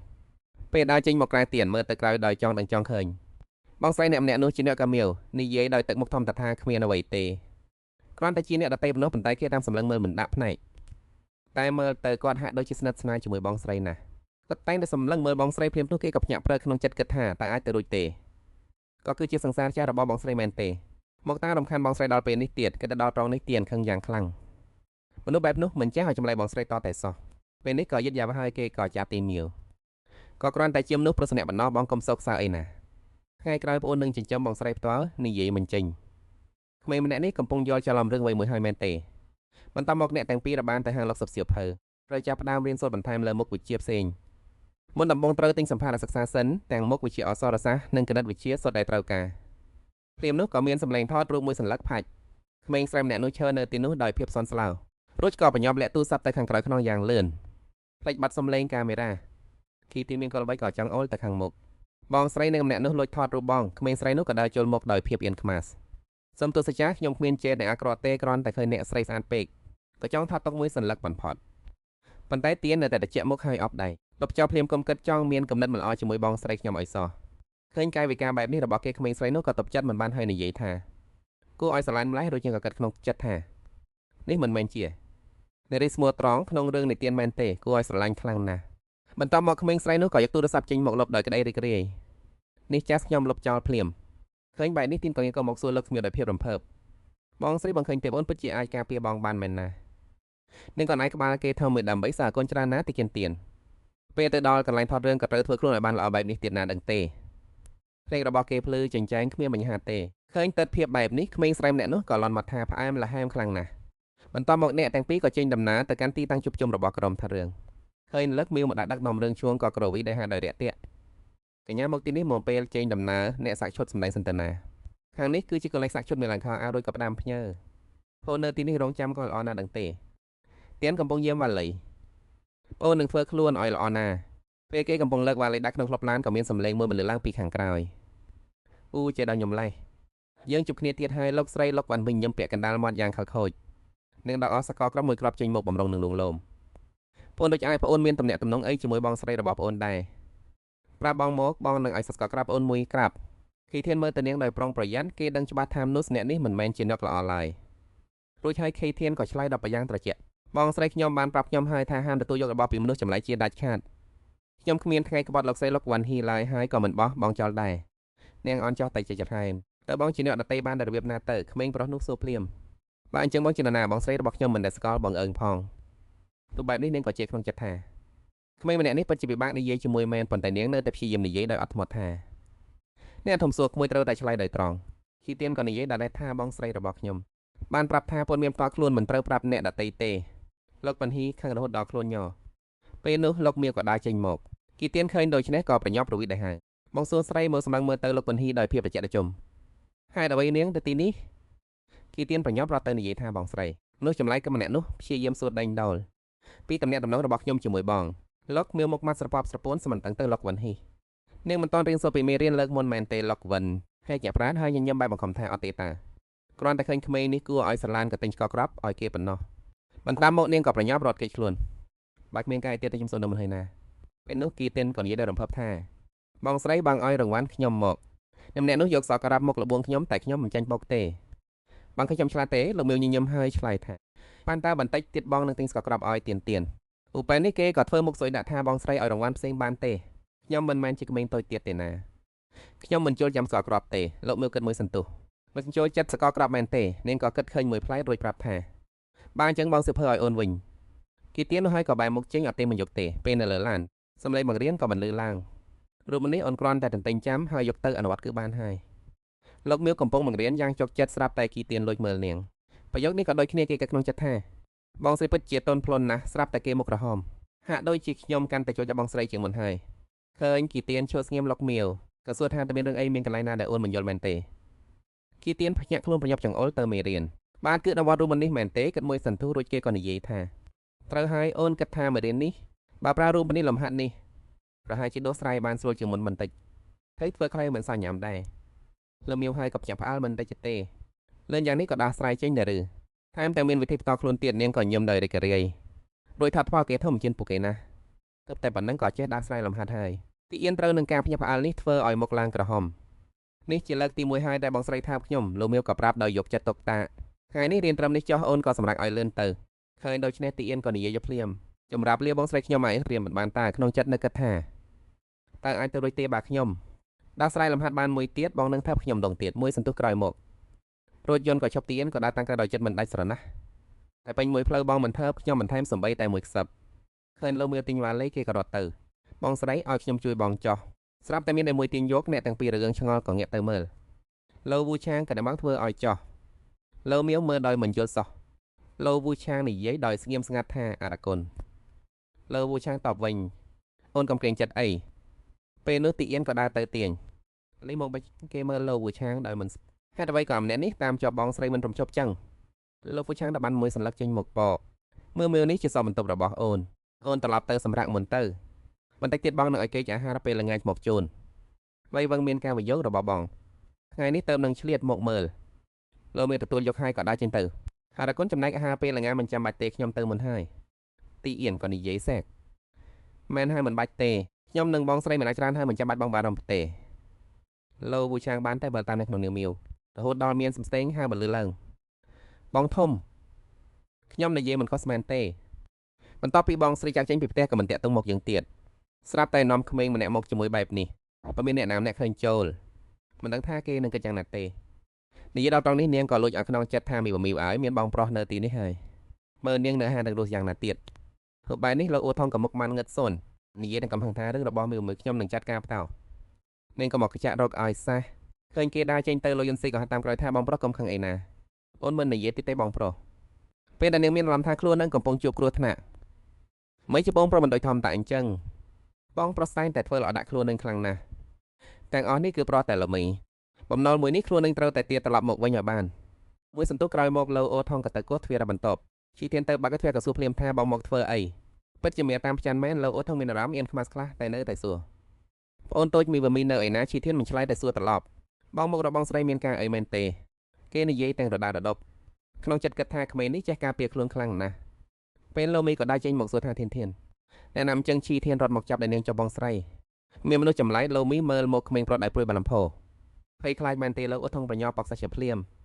បងមិនបានធ្វើអីវិសាសណាក្មេងនេះម៉ែក៏បដូរទឹកមកលើម្លេះបន្តមកគេក៏មើលទៅឈីធានសន្តែមុនពេលដែលខ្លួននឹងកាត់ចិត្តថ្មីមិនដែលឃើញវាទេតើវាមានគ្រោះថ្នាក់អ្វីដល់មួយដែរឬទេរួចគេក៏បាក់មាត់ទៅនិយាយថាមីវមីបងមានរឿងចង់ពិភាក្សាជាមួយអូនគ្រួសារលោពួកយើងថ្មីនេះបានធ្វើការងារសប្បុរសធម៌ បានបរិចារបស់ជាច្រើនដល់មណ្ឌលកម្មាកំព្រាទៅបំផុតក្នុងក្រុងនៅទីនោះលក្ខខណ្ឌល្អណាស់អាចយកក្មេងម្នាក់នេះទៅតុកនៅទីនោះបានអូនជាស្រីនាំក្មេងម្នាក់តាមខ្លួនបែបនេះមិនស្រួលទេធ្វើបែបនេះជីធានក៏អាប់ឡូមីចប់នាងក៏អាចស្មាគេថាដើម្បីលួងលោមថាធានជាប្អូនប្រុសរបស់បងមិនមានអ្វីមិនស្រួលនោះទេបើបងគ្មានរឿងអ្វីទៀតទេសូមជួយត្រឡប់ទៅវិញទៅពេលត្រូវគេដេញលោកអូថងក៏ធ្វើមុខមិនដឹងគួរធ្វើម៉េចចាំសិនមីប្អូនស្ដាប់បងសិនបងមកនេះដើម្បីយកបាយមកឲ្យអូននេះសតតែជំហូបដែលអូនចូលចិត្តញ៉ាំលោកមាននិយាយទាំងទឹកមុខជាស្ដែបថាលោកអូថងខ្ញុំបានចាកចេញពីតកូឡូរួចហើយខ្ញុំគ្មានតំណែងតំណងអ្វីជាមួយពួកអ្នកទៀតទេកុំមកតាមខានខ្ញុំទៀតសោកស៊ូត្រង់បានស្ថិតទៅបិទទ្វារយ៉ាងលឿននៅចំពោះមុខមីកាលពីមុនគឺជារឿងដែលបងនឹងបាម៉ាក់ខុសអូនតាមបងត្រឡប់ទៅផ្ទះវិញទៅចាប់ពីពេលនេះទៅមានបងនៅទីនេះហើយបងនឹងមិនធ្វើបាបអូនឡើយបងនឹងមិនຕົកឲ្យអូនម្នាក់ឯងទេ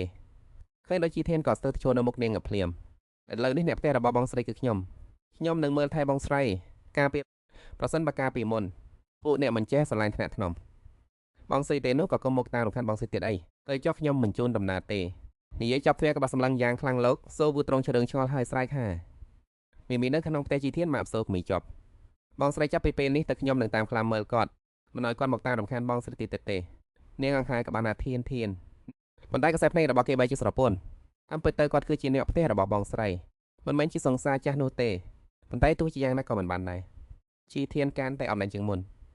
បងស្រីគឺជាមនុស្សរបស់ខ្ញុំម្នាក់ប៉ុណ្ណោះសូមីក៏លេចច្រឡំក្នុងកំណត់ទៅស៊ូវក្នុងផឹកថ្នាំខុសមែនទេហេតុអ្វីបានជាចង់ឲ្យខ្ញុំត្រឡប់ទៅផ្ទះជាមួយខ្សែភាពជានេះមាននឹងគាត់ជាអ្នកវិនិយោគបើដូច្នេះមិនអាចនៅទីនេះយូរបានទេដើម្បីជាវាំងខ្លាយជាសត្វល្អិតរុយភ្លើងម្ដងទៀតរួចនាងក៏និយាយឡើងធានរងចាំប៉ុន្មានថ្ងៃទៀតថតចប់យើងត្រឡប់ទៅវិញចោះបងឲ្យដល់ក្រុមការងារផ្សេងធ្វើជាតួសម្ដែងចំនួនស្បានជីធាននិយាយដោយក្តីបានថាបងស្រីសម្រាប់គាត់មានថ្ងៃសិនទៅមិនអាចធ្វើការហត់ពេកទេរួចគេក៏ដើរចូលទៅក្នុងផ្ទះ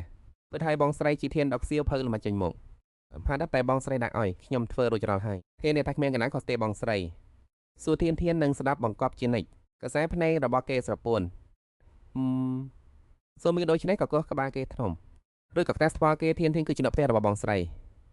បងនឹងបញ្ជូនអូនទៅណាទេ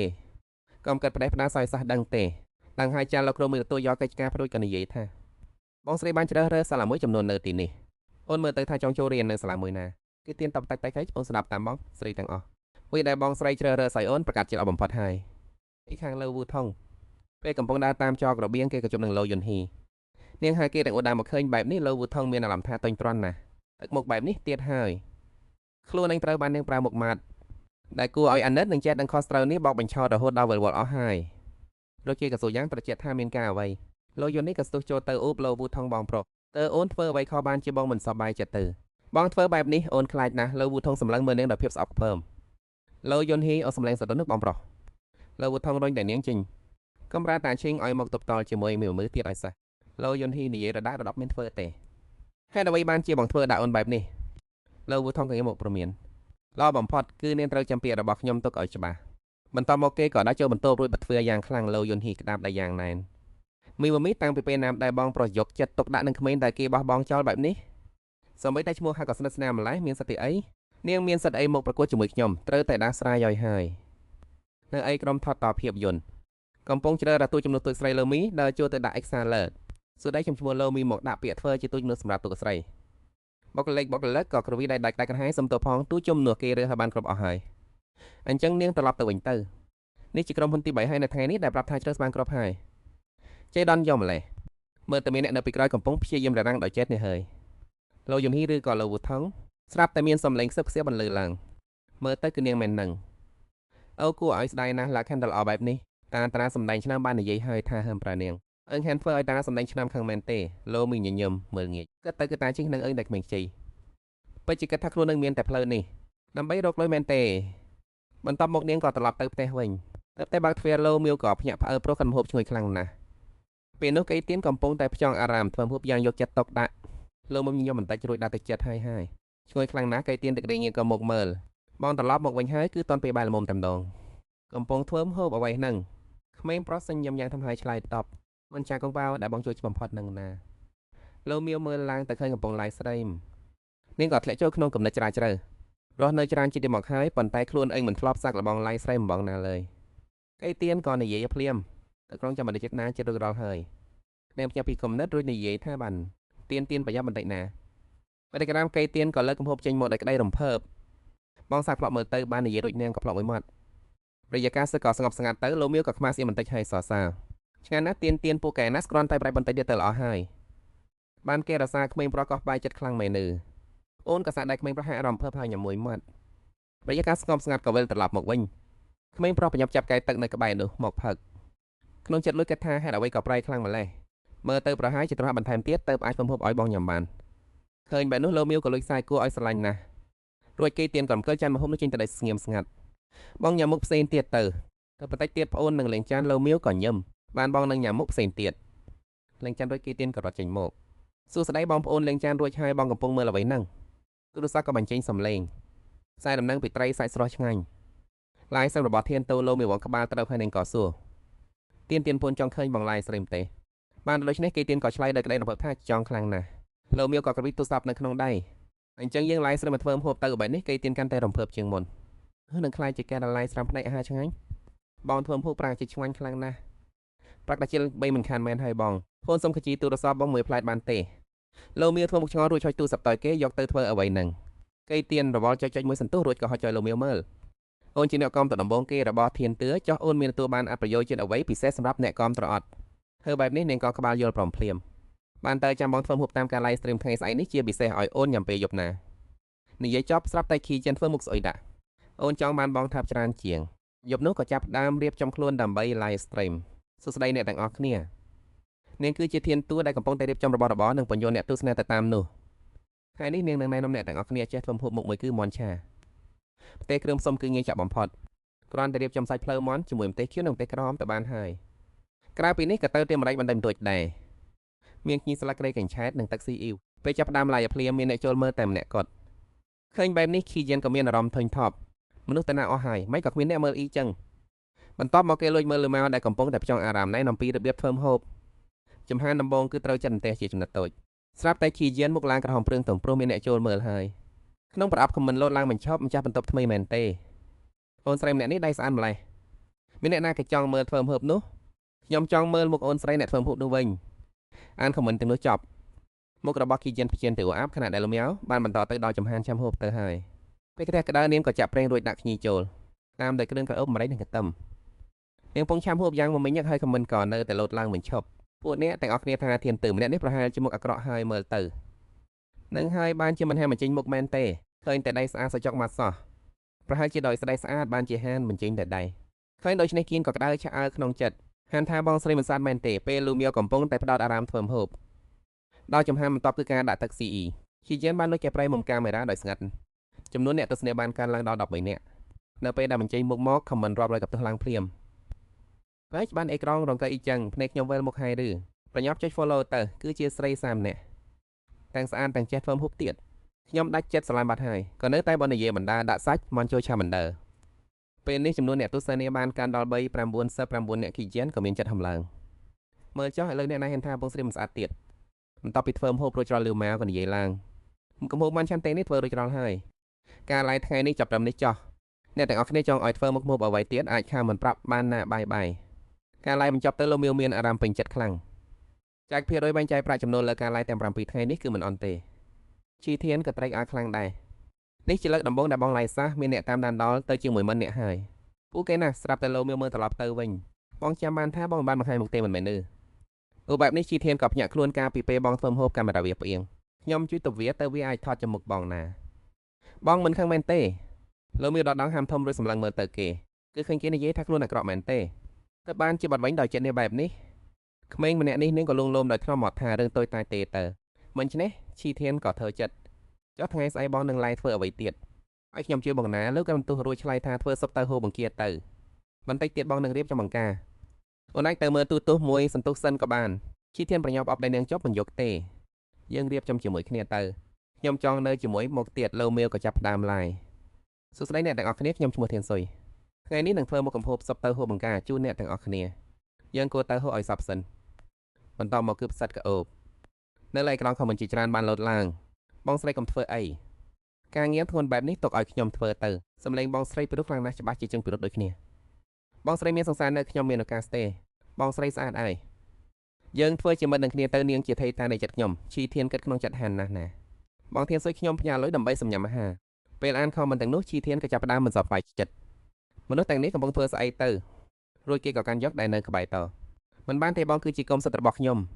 ជីធានកែសម្រួលទឹកមុខរួចដើរចូលទៅបងខ្ញុំរៀបចំគេរួចហើយណាគ្មានល្អគេនិយាយបន្ទៀតហូបដែលបងធ្វើថ្ងៃនេះក៏ធ្វើឲ្យខ្ញុំមែនទេមនឆាពេលឃើញជីធាន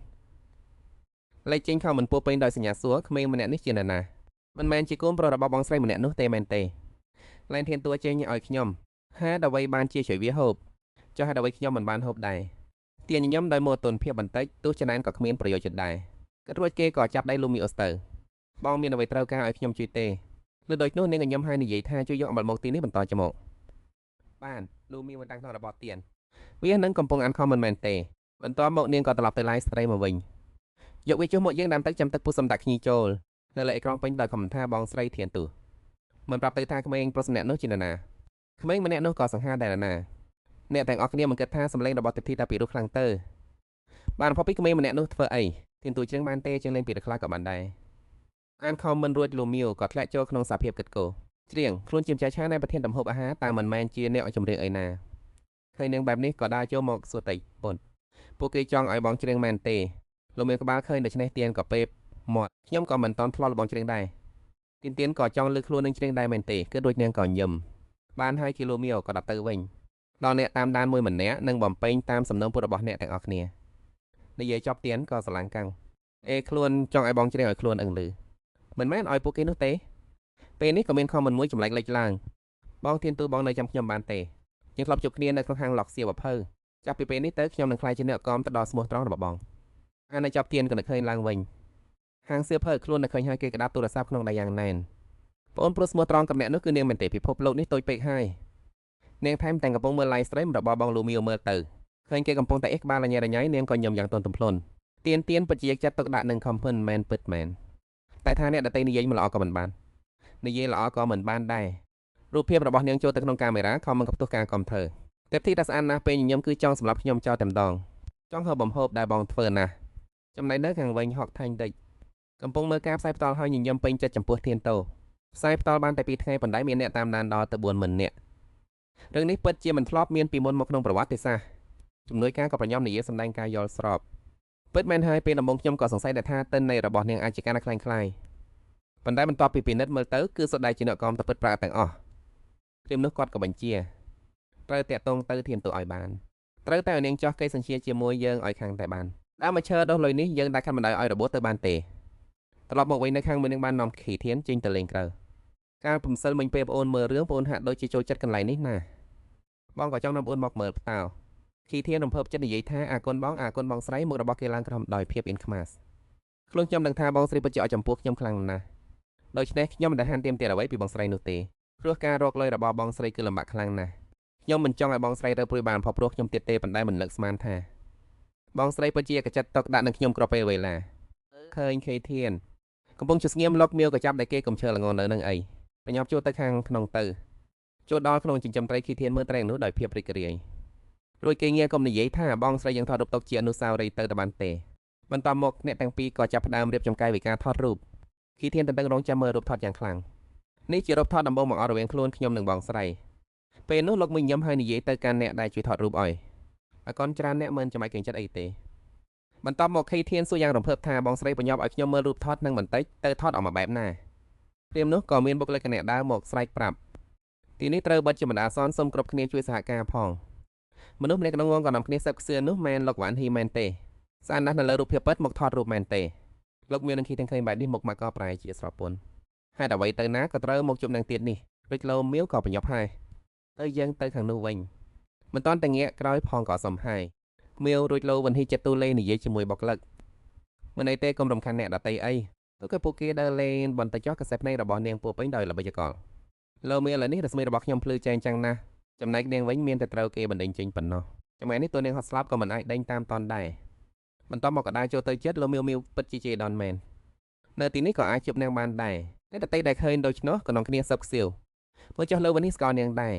ពិតជាមែនមិត្តភ័ក្តិរបស់ស្រីស្អាតសុទ្ធដែរជាស្រីស្អាតទាំងអស់មួយនេះខ្ញុំអាចនិយាយបានថាម៉េចទៅមិនបានជាមានអារម្មណ៍ថាជើងរបស់មិត្តភ័ក្តិលើវិនមីម្នាក់នោះវែងជាងនាងទៅទៀតមិនបានជាមានអារម្មណ៍ថាគុណនំម្លេះគីទៀនក៏ចាប់បានកំណត់ភ្លាមរួចក៏និយាយឡើងសួស្ដីបងស្រីខ្ញុំធ្វើឲ្យបងស្រីណាថ្ងៃនេះបងស្រីសានខ្លាំងណាស់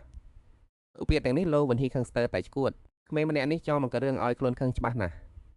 ពេលនោះលោមានតែនិយាយឡើងដោយទឹកមករយៈស្រេបលោវិនហ៊ីតើកុំប្រាប់ណាថានាងមិនចាំទេបានប្រាប់ឲ្យគុំមកបង្ករឿងជាមួយខ្ញុំនាងនៅតែហានមករកស្អីទៀតនាងក៏ធ្វើជាអើមកថាខ្ញុំមិនអង្ក្រក់ទេទោះបីជានាងត្រូវគេបណ្ដេញចេញពីតកូលលោកក៏ដោយប៉ុន្តែពួកយើងនៅតែជាបងប្អូននឹងគ្នានិយាយរួចក៏ចាប់ដៃលោមៀវបើនាងខ្វះលុយអាចរកខ្ញុំបានមិនបាច់ចេញខ្មាស់ទេនិយាយដល់ត្រង់នេះនាងកាន់តែមានមោទនភាពខ្ញុំបានប្រាប់តាជើងរួចហើយក៏មិនផ្ដល់ឱកាសការងារណាមួយដល់នាងឲ្យសោះតាជើងក៏មិនធ្វើឲ្យខ្ញុំកំណត់ដែរលោកមៀវពេលនេះនាងប្រហែលជាគ្មានបាយសំបីតែមួយក្របដើម្បីហូបផងអ្នកនៅក្បែរនោះខ្លះក៏ចាប់ផ្ដើមស្គាល់លោកមៀវថាជាធានជូស្រីមេធានជូឃើញបែបនេះគីទីនក៏ព្រួយបារម្ភស្លាប់ហើយបងស្រីត្រូវគេស្គាល់បាត់ហើយពេលនេះមនុស្សមួយក្រុមតូចក៏ពុតជំវិញធានជូនៅខាងក្រៅស្អាតជាងក្នុងឡាយថែមទៀតធ្វើអាចសម្ថតរូបជាមួយបងស្រីធានជូបានទេទេពធីតាបាត់មិនឃើញបែបនេះលោកវិននេះក៏ក្តាប់ដែរណែនធានជូអីគេនាងឡាយវីដេអូហ្គេមនឹងហើយលោមៀវនាងពិតជាពុករត់លេងមែនណាទឹកមុខលោមៀវចាប់ផ្ដើមមិនសប្បាយចិត្តដើមឡើយគ្រាន់តែនាំក្មេងចេញមកលេងប៉ុណ្ណោះលើកនេះជួបបញ្ហាតំហើយពេលនោះទៀនក៏ចាប់ដៃនាងចប់លើមៀវភ្ញាក់ផាលរត់ទៅយ៉ាងលឿនបងស្រីប្អូននឹងការពារបងណាអ្នកទាំងពីររត់បានមួយសន្ទុះទៅជាប់សម្រាគិតថាពួកគេប្រហែលជាដើមមិនទាន់ទេតាមពិតទៅអូនចង់លេងជាមួយបងមិនទៀតមិននឹកស្មារតីថាតែមិនទេសំខាន់ឲ្យតែបងមានសុខភាពទីនក៏នរណាបងស្រីក៏ធាស្មាគីទីនថ្នមស្អែកនេះបងនឹងជួនអូនទៅតាមក្រោយឥឡូវយើងត្រឡប់ទៅវិញសិនទៅចាគីទីនក៏ស្នើឡើងភ្លាមពិតមែនហើយយើងទៅពីរូបថតនោះចេញមកនេះជារូបថតដំបងដែលបងមុំពីអ្នកបានចេញទៅដើរលេងហើយថតជាមួយគ្នាត្រូវតែរក្សាទុកឲ្យល្អបំផុតលោកមៀវញញឹមហើយឆ្លើយដប់បានទៅបងនឹងធ្វើតាមទីនគ្រប់យ៉ាងពេលនេះមិនក៏ងឹតបាត់ទៅហើយក្នុងផ្ទះឈ្មោះរបស់ពួកគេទាំងពីរត្រូវបានសរសេរយ៉ាងស្អាតឃើញបែបនោះលោកមៀវក៏ដើរទៅសួរបងទីនកំពុងសរសេរអ្វីនឹងគីទីនភ្ញាក់ព្រើរួចក៏ព្យាយាមលាក់បាំងបងអូនកំពុងតែគេមកឡើងក៏ហុំហាយឆ្លើយតបអូនសរសេរឈ្មោះរបស់ហើយយើងពីនៅខាងក្រៅរូបថតនេះណាលោកមៀវក៏សារភ្លាមថាទីនសេអាស្អាតម្លេះស្រាប់តែគីទីនក៏និយាយឡើងមែនហើយបងអូនចង់រៀនលេងព្យ៉ាណូទៅបានទេបងលោកមៀវឆ្ងល់ចុះហេតុអ្វីបានជាចង់រៀនលេងព្យ៉ាណូភ្លាមបែបនេះគីទីនគិតក្នុងចិត្តទៅនៅលំដាប់ដែរសកមមានស្រីជាច្រើននិយាយថាពួកគេចូលចិត្តប្រដាចេះលេងភ្លេងព្យ៉ាណូប្រហែលជាបងក៏ចូលចិត្តដែរមែនទេគេសម័យឃើញរូបភាពខ្លួនឯងកំពុងអង្គុយលេងព្យ៉ាណូនៅលើឆាកហើយទទួលបានពាក្យសរសើរថាអូនពិតជាណាស់សង្ហាខ្លាំងណាស់ពិតជាត្រឹមត្រូវណាស់ប្រុសដែលចេះលេងព្យាណូគឺជាមនុស្សដែលមានមនស្សស្រីបំផុតទៅអូនចង់រៀនអូនចង់ឲ្យបងស្រីស្រឡាញ់អូនជាងនេះទៀតគិតរួចគេក៏និយាយអំអៀនថាអូនចូលចិត្តទៅអូនចង់រៀនទៅបានទេបងក្រសែភ្នែកគេអូនស្រពន់ប៉ុន្តែថ្លៃរៀនព្យាណូប្រាកដជាថ្លៃខ្លាំងណាស់តែចង់ចិញ្ចឹមអូនបងស្រីរកលុយលំបាកខ្លាំងណាស់អូនមិនគួរដាក់សំណាបបែបនេះទៀតទេឃើញគីទិញឈើស្ងៀមលោមៀវក៏ចាប់ធွာគេថ្នមបានទៅស្អែកនេះបងនឹងទៅទិញព្យាណូឲ្យនាងញញឹមរីករាយក្នុងចិត្តកូនក្មេងម្នាក់នេះចាប់ផ្ដើមចេះទៀមទាត់អ្វីដែលគេចង់បានពីបងហើយបង្ហាញថាគេចាត់ទុកបងជាគ្រួសាររបស់គេពិតប្រាកដហើយមានការគួរសមឆ្ងាយពីគ្នាទៀតហើយល្អណាស់ថ្ងៃបន្ទាប់ព្យាណូបានមកដល់ផ្ទះគីទីនសប្បាយចិត្តខ្លាំងណាស់ហើយអាកូនបងស្រីបន្តមកលោកក៏ដើរទៅអង្គុយចោះក្បែរព្យាណូដៃរបស់នាងរំកិលលើក្របចុចព្យាណូយ៉ាងថ្នមសួរសំឡេងតន្ត្រីដល់ផ្អែមល្ហែមបានមិនលឺឡើងឃើញបែបនោះគីទីនក៏ភ្ញាក់ផ្អើលយ៉ាងខ្លាំងរហូតហាមាត់មិនរួចសម្បីតែព្យាណូបងស្រីក៏អាចលេងបានដែរពូគេដល់ថ្នាក់នឹងមែនទេអត់មានរឿងអីដែលបងស្រីធ្វើមិនបានមែនទេពេលនោះមានក៏និយាយឡើងក្រោយនេះបងនឹងទទួលបន្តបង្រៀនអូនលេងព្យាណូនៅបៃអេនធានចាស់ប្អូននឹងខំរៀនឲ្យពួកគេប្អូនចង់ឈរនៅក្បែរបងស្រីបើចង់ឈរក្បែរគាត់ក៏ត្រូវតែពួកគេដោយគាត់អ្វីទៅក៏ចេះទៅបានបន្តមកគេក៏ដកទូរស័ព្ទចេញមកពេលបងលេងព្យាណូមើលទៅស្អាតខ្លាំងណាស់ប្អូនចង់ពីទួបានការអនុញ្ញាតពីលោកមៀវហើយទៅតែបើកទូរស័ព្ទមកក៏ស្រឡាំងកាំងឬមើលលេខឡើងព្រមជាមួយសំណេរថាប្រទេសឃើញសម្រាប់ទេពធីតានៅវិហារដឺងខ្វាងអាំនយោបល់ទាំងនោះហើយទឹកមុខរបស់គេក៏ប្រែជាសពសពុនរួចគីទៀនខ້ອຍទូរស័ព្ទទៅឲ្យលោកមៀវបងស្រីមានគេបង្ហូររូបបងនៅលើបណ្ដាញសង្គមវេបូហើយស្រាប់តែទូរស័ព្ទរបស់មៀវក៏រត់ឡើងនាងក៏ក្រោកឈរឡើងដើម្បីទទួលទូរស័ព្ទអាឡូតាមតាណាគេដែរក្រុមថ្នាភាពយន្តហើយទៅសម្ដែងtộiនាងក៏ដាច់សេតផ្លាមសុំទៅផងថ្មីនេះខ្ញុំមិនសូវមានពេលទេលើដូច្នេះទៀនក៏សួរឡើងថាបងស្រីមានក្រុមថ្នាភាពយន្តមកអញ្ជើញបងមែនទេមិនតន់ឲ្យគេនិយាយចប់ផងក៏មានការហៅចូលមួយទៀតឥឡូវតើនរណាគេប្រភេទមែនទេពិតជាសុំទោសខ្លាំងណាស់ខ្ញុំមិនសូវមានពេលទេឃើញដូច្នេះទៀនមានអារម្មណ៍តូចចិត្តបន្តិចបងស្រីគាត់ពិតជាល្បីល្បាញណាស់ប៉ុន្តែហេតុអ្វីបានជាខ្លួនឪមិនសប្បាយចិត្តបន្តិចសោះបែបនេះបន្ទាប់មកទៀនក៏ចូលទៅជិតសួរថាបងស្រីតើបងនៅត្រូវទៅថាភាពយន្តទៀតដែរឬទេនាងអាចក្បាលគេហើយនិយាយទៅមុននឹងមិនទៅណាទេមានរឿងមួយសំខាន់ខ្លាំងណាស់ដែលបងត្រូវរៀបចំតើរឿងអ្វីទៅបងចាស់បណ្ដាអសននេះបងសូមរក្សាទុកជាការសម្ងាត់សិនណាមកនេះបងបង្រៀនអូនលេងព្យាណូចាស់សំបីតែខ្លួនប្អូនក៏បងមិនអាចប្រាប់បានមែនទេតែវាជារឿងអ្វីទៅវិញណា អង្គុយនៅមុខព្យាណូគីទៀននៅតែបន្កិតមិនឈប់និយាយទៅខ្ញុំក៏មានរឿងមួយចង់និយាយដែរតែគាត់តែប្រាប់គាត់អត់អីផ្លេចជ្រាទៅចោះខ្ញុំមិនគួររំខានគាត់នឹងប្រសើរជាងបន្តិចក្រោយមកលោកមៀវក៏ឲ្យបញ្ជាមួយឲ្យគីទៀនប្អូនទៅផ្សារទំនើបទិញរបស់ទាំងនេះឲ្យបងបន្តិចបានទេការឡាយផ្ទាល់នៅថ្ងៃស្អែកត្រូវការរបស់ទាំងនេះចាំបាច់ណាស់ចាចោះលុយដែលនៅសល់អូនយកលុយនេះទៅទិញនំចំណីញ៉ាំទៅណាបាទគីទៀនឆ្លើយដល់ប្រយ៉ាងរំភើបរួចក៏រត់ចេញទៅខាងក្រៅប្រយ័ត្នប្រយែងផងណាពេលឃើញក្មេងប្រុសនោះដើរចេញទៅលោកមៀវក៏គិតក្នុងចិត្តថារបស់ច្រើនម្លឹងច្បាស់ជាចំណាយពេលទិញយូរហើយខ្លួននាងក៏មានពេលរៀបចំដែរមុខរបស់នាងពោពេញដោយភាពរីករាយថ្ងៃនេះគឺជាថ្ងៃខួបកំណើតគម្រប់13ឆ្នាំរបស់ទៀនត្រូវតែផ្ដល់ភាពភ្ញាក់ផ្អើលឲ្យគេបន្តិចហើយលោកមីចាប់ផ្ដើមធ្វើនំខេកក្មេងម្នាក់នេះចូលចិត្តញ៉ាំ strawberry បំផុតគេច្បាស់ជាចូលចិត្តវាចាក់ជាមិនខានខេក strawberry ដែលធ្វើដោយដៃខ្លួនឯងនេះរហូតដល់រសៀលគីទៀនទិញអីវ៉ាន់រួចក៏ដើរត្រឡប់មកផ្ទះវិញដោយទឹកមុខស្ងួតតាមពិតទៅថ្ងៃនេះជាថ្ងៃខួបកំណើតរបស់ខ្លួននឹងសោះប្រហែលជាបងស្រីមិនបានដឹងទេដឹងដូច្នេះហើយទៅខ្លួនទិញនំខេកទៅតូចមួយដើម្បីមកញ៉ាំអាប់អាខួបកំណើតជាមួយគ្នាគីទៀនបើកទ្វារចូលមកនេះគឺគីទៀនកំពុងតែយើងឆ្ងល់ស្រាប់តែមានសម្លេងមួយបន្លឺឡើងថាទៀនលើមីកាន់នំខេកដើរចេញមកសុខសប្បាយក្នុងថ្ងៃខួបកំណើតគម្រប់13ឆ្នាំណាអូនគីទៀនចាប់ផ្អើលយ៉ាងខ្លាំងក៏ហៅបងស្រីលោមីដាក់នំខេកចុះរួចក៏ហៅថាបានឲ្យមកផ្លុំទៀនឆាប់ឡើងគីទៀនក៏ដប់ថាបងជួយផ្លុំជាមួយអូនណាបានតើបន្ទាប់មកអ្នកទាំងពីរក៏ផ្លុំទៀនជាមួយគ្នា13ឆ្នាំហើយណា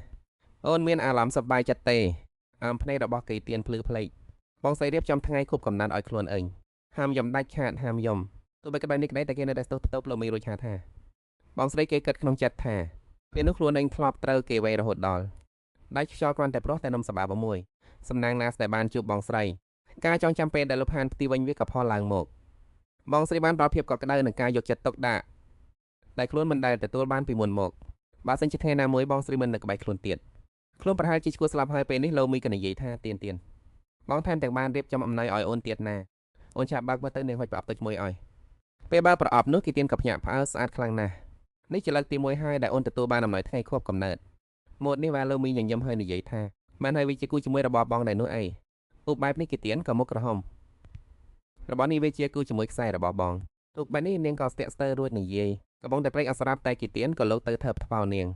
បន្ទាប់មកគីទៀនក៏មុខក្រហមព្រឹងដោយភាពខ្មាស់ស្អៀនខ្ញុំបានថើបគាត់ហើយតែគាត់មិនពេញចិត្តយ៉ាងណាខណៈដែលនាងកំពុងអៀនលោកមៀវក៏ចូលមកចិត្តរួចពាក់ខ្សែក៏ឲ្យគីទៀនធ្វើឲ្យនាងស្រឡាំងកាំងហើយនាងក៏និយាយឡើងសឹកដែលសុំជាមួយទៀនណាគីទៀនរំជួលចិត្តយ៉ាងខ្លាំងបងប្អូននឹងមិនដល់វេជិញតាច់ខានប្អូននឹងពាក្យវេជារៀងរហូតបងក៏ដូចគ្នាណាលោកមៀវក៏អាលក្បាលនេះពួកយើងញ៉ាំនំខេកទៅចាតាំងពីអ្នកអង្គុយញ៉ាំទៅនិយាយគ្នាទៅបងអើយនំខេកនេះឆ្ងាញ់ហើយពេលនោះទូរស័ព្ទរបស់លោកមៀវក៏រត់ឡើងគីទៀនក៏អានមកមើលមានរឿងវីបូមានព័ត៌មានធំភាគទួយផ្លុកជាល្បីឈ្មោះតាមពិតជាស្រីវត្តសាសនាភាគទួយធ្លាប់ត្រូវបានសាលាដេញចេញអានទៅយោបល់នៅខាងក្រោមទឹកមុខរបស់លោកមៀវក៏ប្រែជាស្លេកស្លាំងគីទៀនទប់ចិត្តមិនបានក៏និយាយឡើងពួកមនុស្សទាំងនេះពិតជាគួរឲ្យស្អប់ណាស់ក្នុងកសែភ្នែករបស់ណៃពោពេញដោយកំហឹងពួកវាជាអ្នកណាទៅពួកក៏មានសិទ្ធិអីមកនិយាយពីគាត់បែបនេះឃើញបែបនោះលោកមៀវក៏បញ្ចុក strawberry ឲ្យយិតទៀន strawberry ដែលពូនចូលចិត្តញ៉ាំណាគីទៀនខ្ចាក់ strawberry ចេញមកវិញរួចសួរដោយម៉ឹងម៉ាត់មនុស្សទាំងនេះនិយាយផ្ដេសផ្ដាសលើបណ្ដាញសង្គមតែយើងត្រូវធ្វើម៉េចទៅលោកមៀវនិយាយដោយស្ងប់ស្ងាត់បណ្ដោយឲ្យពួកវាសម្ដែងឲ្យឆែតសិនទៅបើមិនរាប់លោកវិននោះក៏គ្មានអ្នកណាហ៊ានធ្វើរឿងបែបនេះដែរតែគ្មានការអប់រំដោយថ្ងៃមុនទឹកអញ្ចឹងគឺគីទៀនក្នុងចិត្តថាខ្លួននឹងមិនមែនជាក្មេងទៀតហើយតែខ្លួននឹងនៅតែមិនអាចការពារគាត់បានក៏ឲ្យគាត់ត្រូវពួកមនុស្សទាំងនេះជិះជាន់ដៃរបស់នាយក្តាប់កាន់តែណែនខ្លួនឯងត្រូវតែឆាប់ធំឡើងត្រូវតែលឿនជាងនេះទៀតផ្នែកខាងលោកវិជឿងគាត់សម្លឹងមើលទៅកុំព្យូទ័រដោយយកចិត្តទុកដាក់រួចនិយាយទៅកាន់ជំនួយការរបស់គាត់ថាគាត់ត្រាស់កណានេះទាំងនេះឲ្យខ្ញុំរៀបស្បែកខ្សែចាត់ប្រកាន់ជំនួយការឆ្លើយ10ហេតុកម្មពីស្ថានភាពបានចាស់ប្រធានលោខ្ញុំបានស៊ើបអង្កេតឃើញថាការពីមុនកញ្ញាលោមានទៅសម្ភាសការងារ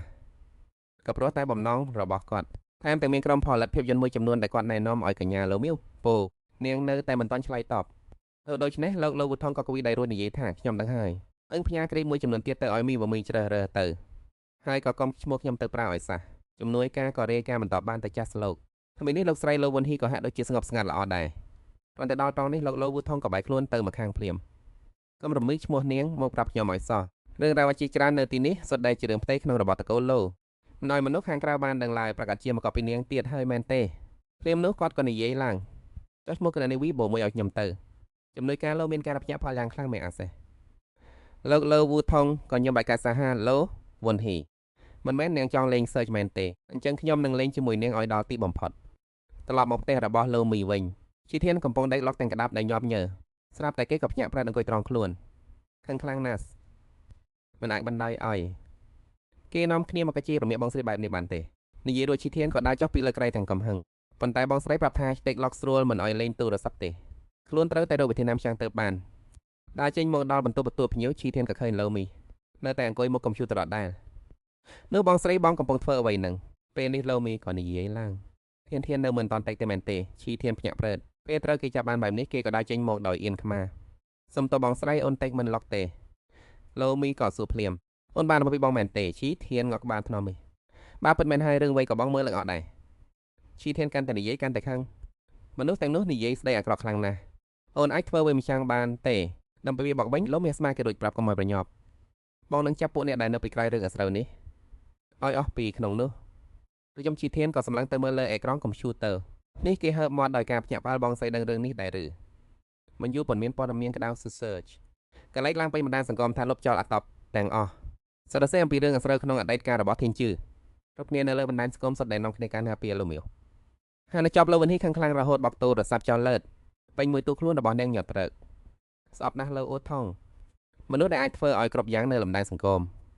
នាំគ្នាសម្រុកទៅតាមបែបនេះមានតែលោអូថងម្នាក់ចោះបើបែបនេះតើគាត់មិនចាប់សង្កេតឃើញរឿងរបស់ខ្ញុំយ៉ាងលឿនទៅអីលើវិនហ៊ីได้ចោះដើរឡើងដោយភាពភ័យព្រួយធ្វើមិនទៅព្រាមនោះនាងក៏នឹកឃើញកំណត់មួយពិតហើ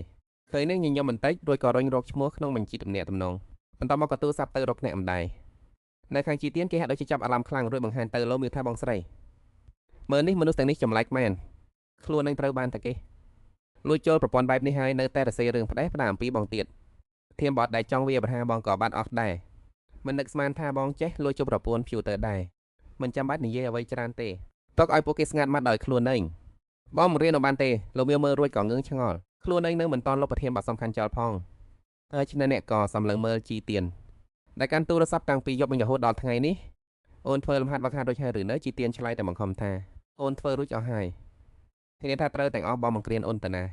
បាទធ្វើបានបែបនេះពេលមានអ្នកហានបង្កើតរឿងដាក់ពួកយើងទៀតអូននឹងឲ្យពួកគេបានឃើញស្នាដៃព្រាមនោះលោកមីក៏ក្រោកឈរឡើងឥឡូវអូននៅក្មេងពេករងចាំញ៉ាំរហូតដល់អូនទំពេញវ័យសិនឬដូច្នេះជីទៀនក៏រត់តិចចាត់ថាលោកមីចង្អុលដៃទៅកាន់ឆ្នូររួចនិយាយថាបន្ទាប់មកសឹមមុខត្រៀមសម្ភារៈសម្រាប់ live ហើយតនិយមនេះជាមួយបងជីទៀនដើរទៅជិបឆ្នូររួចនិយាយថាបងស្រីបោះចម្រៀងដែលបងមករៀនអូនលេងបានរួចរាល់ហើយអូននឹងលេងហ្គីតាជូនបងស្ដាប់ណាស់បានតាទៅតែអង្គុយចោលគេក៏មានអារម្មណ៍ដេញក្នុងចិត្តថាបងស្រីកំពុងតែសម្លឹងមើលមកគេខ្លួននឹងត្រូវតែលេងឲ្យពីរោះបំផុតបន្ទាប់មកម្រាមដៃរបស់គេក៏ចាប់ផ្ដើមរំកិលថ្នមមើលលើក្របចុចភ្លេង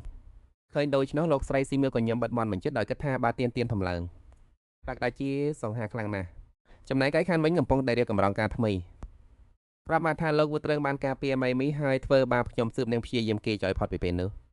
បានពីបន្ទាត់មុនពេលនោះសំឡេងជើងដើរពីក្រោយនឹងក៏ងាកក្រោយទាំងត្រេកអរដោយស្មានថាជាម៉ាក់ប៉ុន្តែកាសែតភ្នែករបស់វ៉ាន់ហ៊ីក៏ប្រែជាដកស្លុតភ្លាមបងប្រុសវូត្រឹងនិយាយយ៉ាងត្រជាក់ស្រេបថាវ៉ាន់នេះហែងស្មានថាម្ដងប៉ាម៉ាក់ហើយនឹងមានប្រយោជន៍មែនទេកាសែតភ្នែករបស់គាត់ពោពេញទៅដោយការសម្លាប់បំបត្តិមាត់តាមពិតទៅហែងគ្រាន់តែជាឆ្កែមួយក្បាលដែលគ្រួសារតកូវូរបស់ពួកអញចិញ្ចឹមតែប៉ុណ្ណោះលើបែបនេះវ៉ាន់ហេក៏ខឹងសម្បាក្នុងចិត្តទៅដល់វាទៅជាយ៉ាងនេះបានយ៉ាងម៉េចហេតុអីបានជាគេហានិយាយជាមួយខ្ញុំបែបនេះខ្លួនខ្ញុំជាក្មេងល្អដែលគ្រប់គ្នាក្នុងផ្ទះស្រឡាញ់ថ្នាក់ធ្នមទៅវូត្រឹងអើគិតថារងជាណាទៅវូត្រឹងសម្លឹងមើលមកនាងដោយការស្អប់ខ្ពើមបើវ៉ាន់ហ៊ីនេះបានចាប់ជាតិថ្មីហើយមានឱកាសបានចាប់ផ្ដើមជីវិតសាជាថ្មីចឹងខ្ញុំនឹងឲ្យគ្រប់គ្នាបានឃើញថាវ៉ាន់ហ៊ីតាមពិតទៅជំនួសបែបណាហើយក៏នឹងធ្វើឲ្យនាងត្រូវសងគុណយ៉ាងសក្តាសមបំផុតចំណែកនៅផ្ទះរបស់ម៉ៃមីអ្នកទាំងពីរនៅតែមិនដល់ឡាយ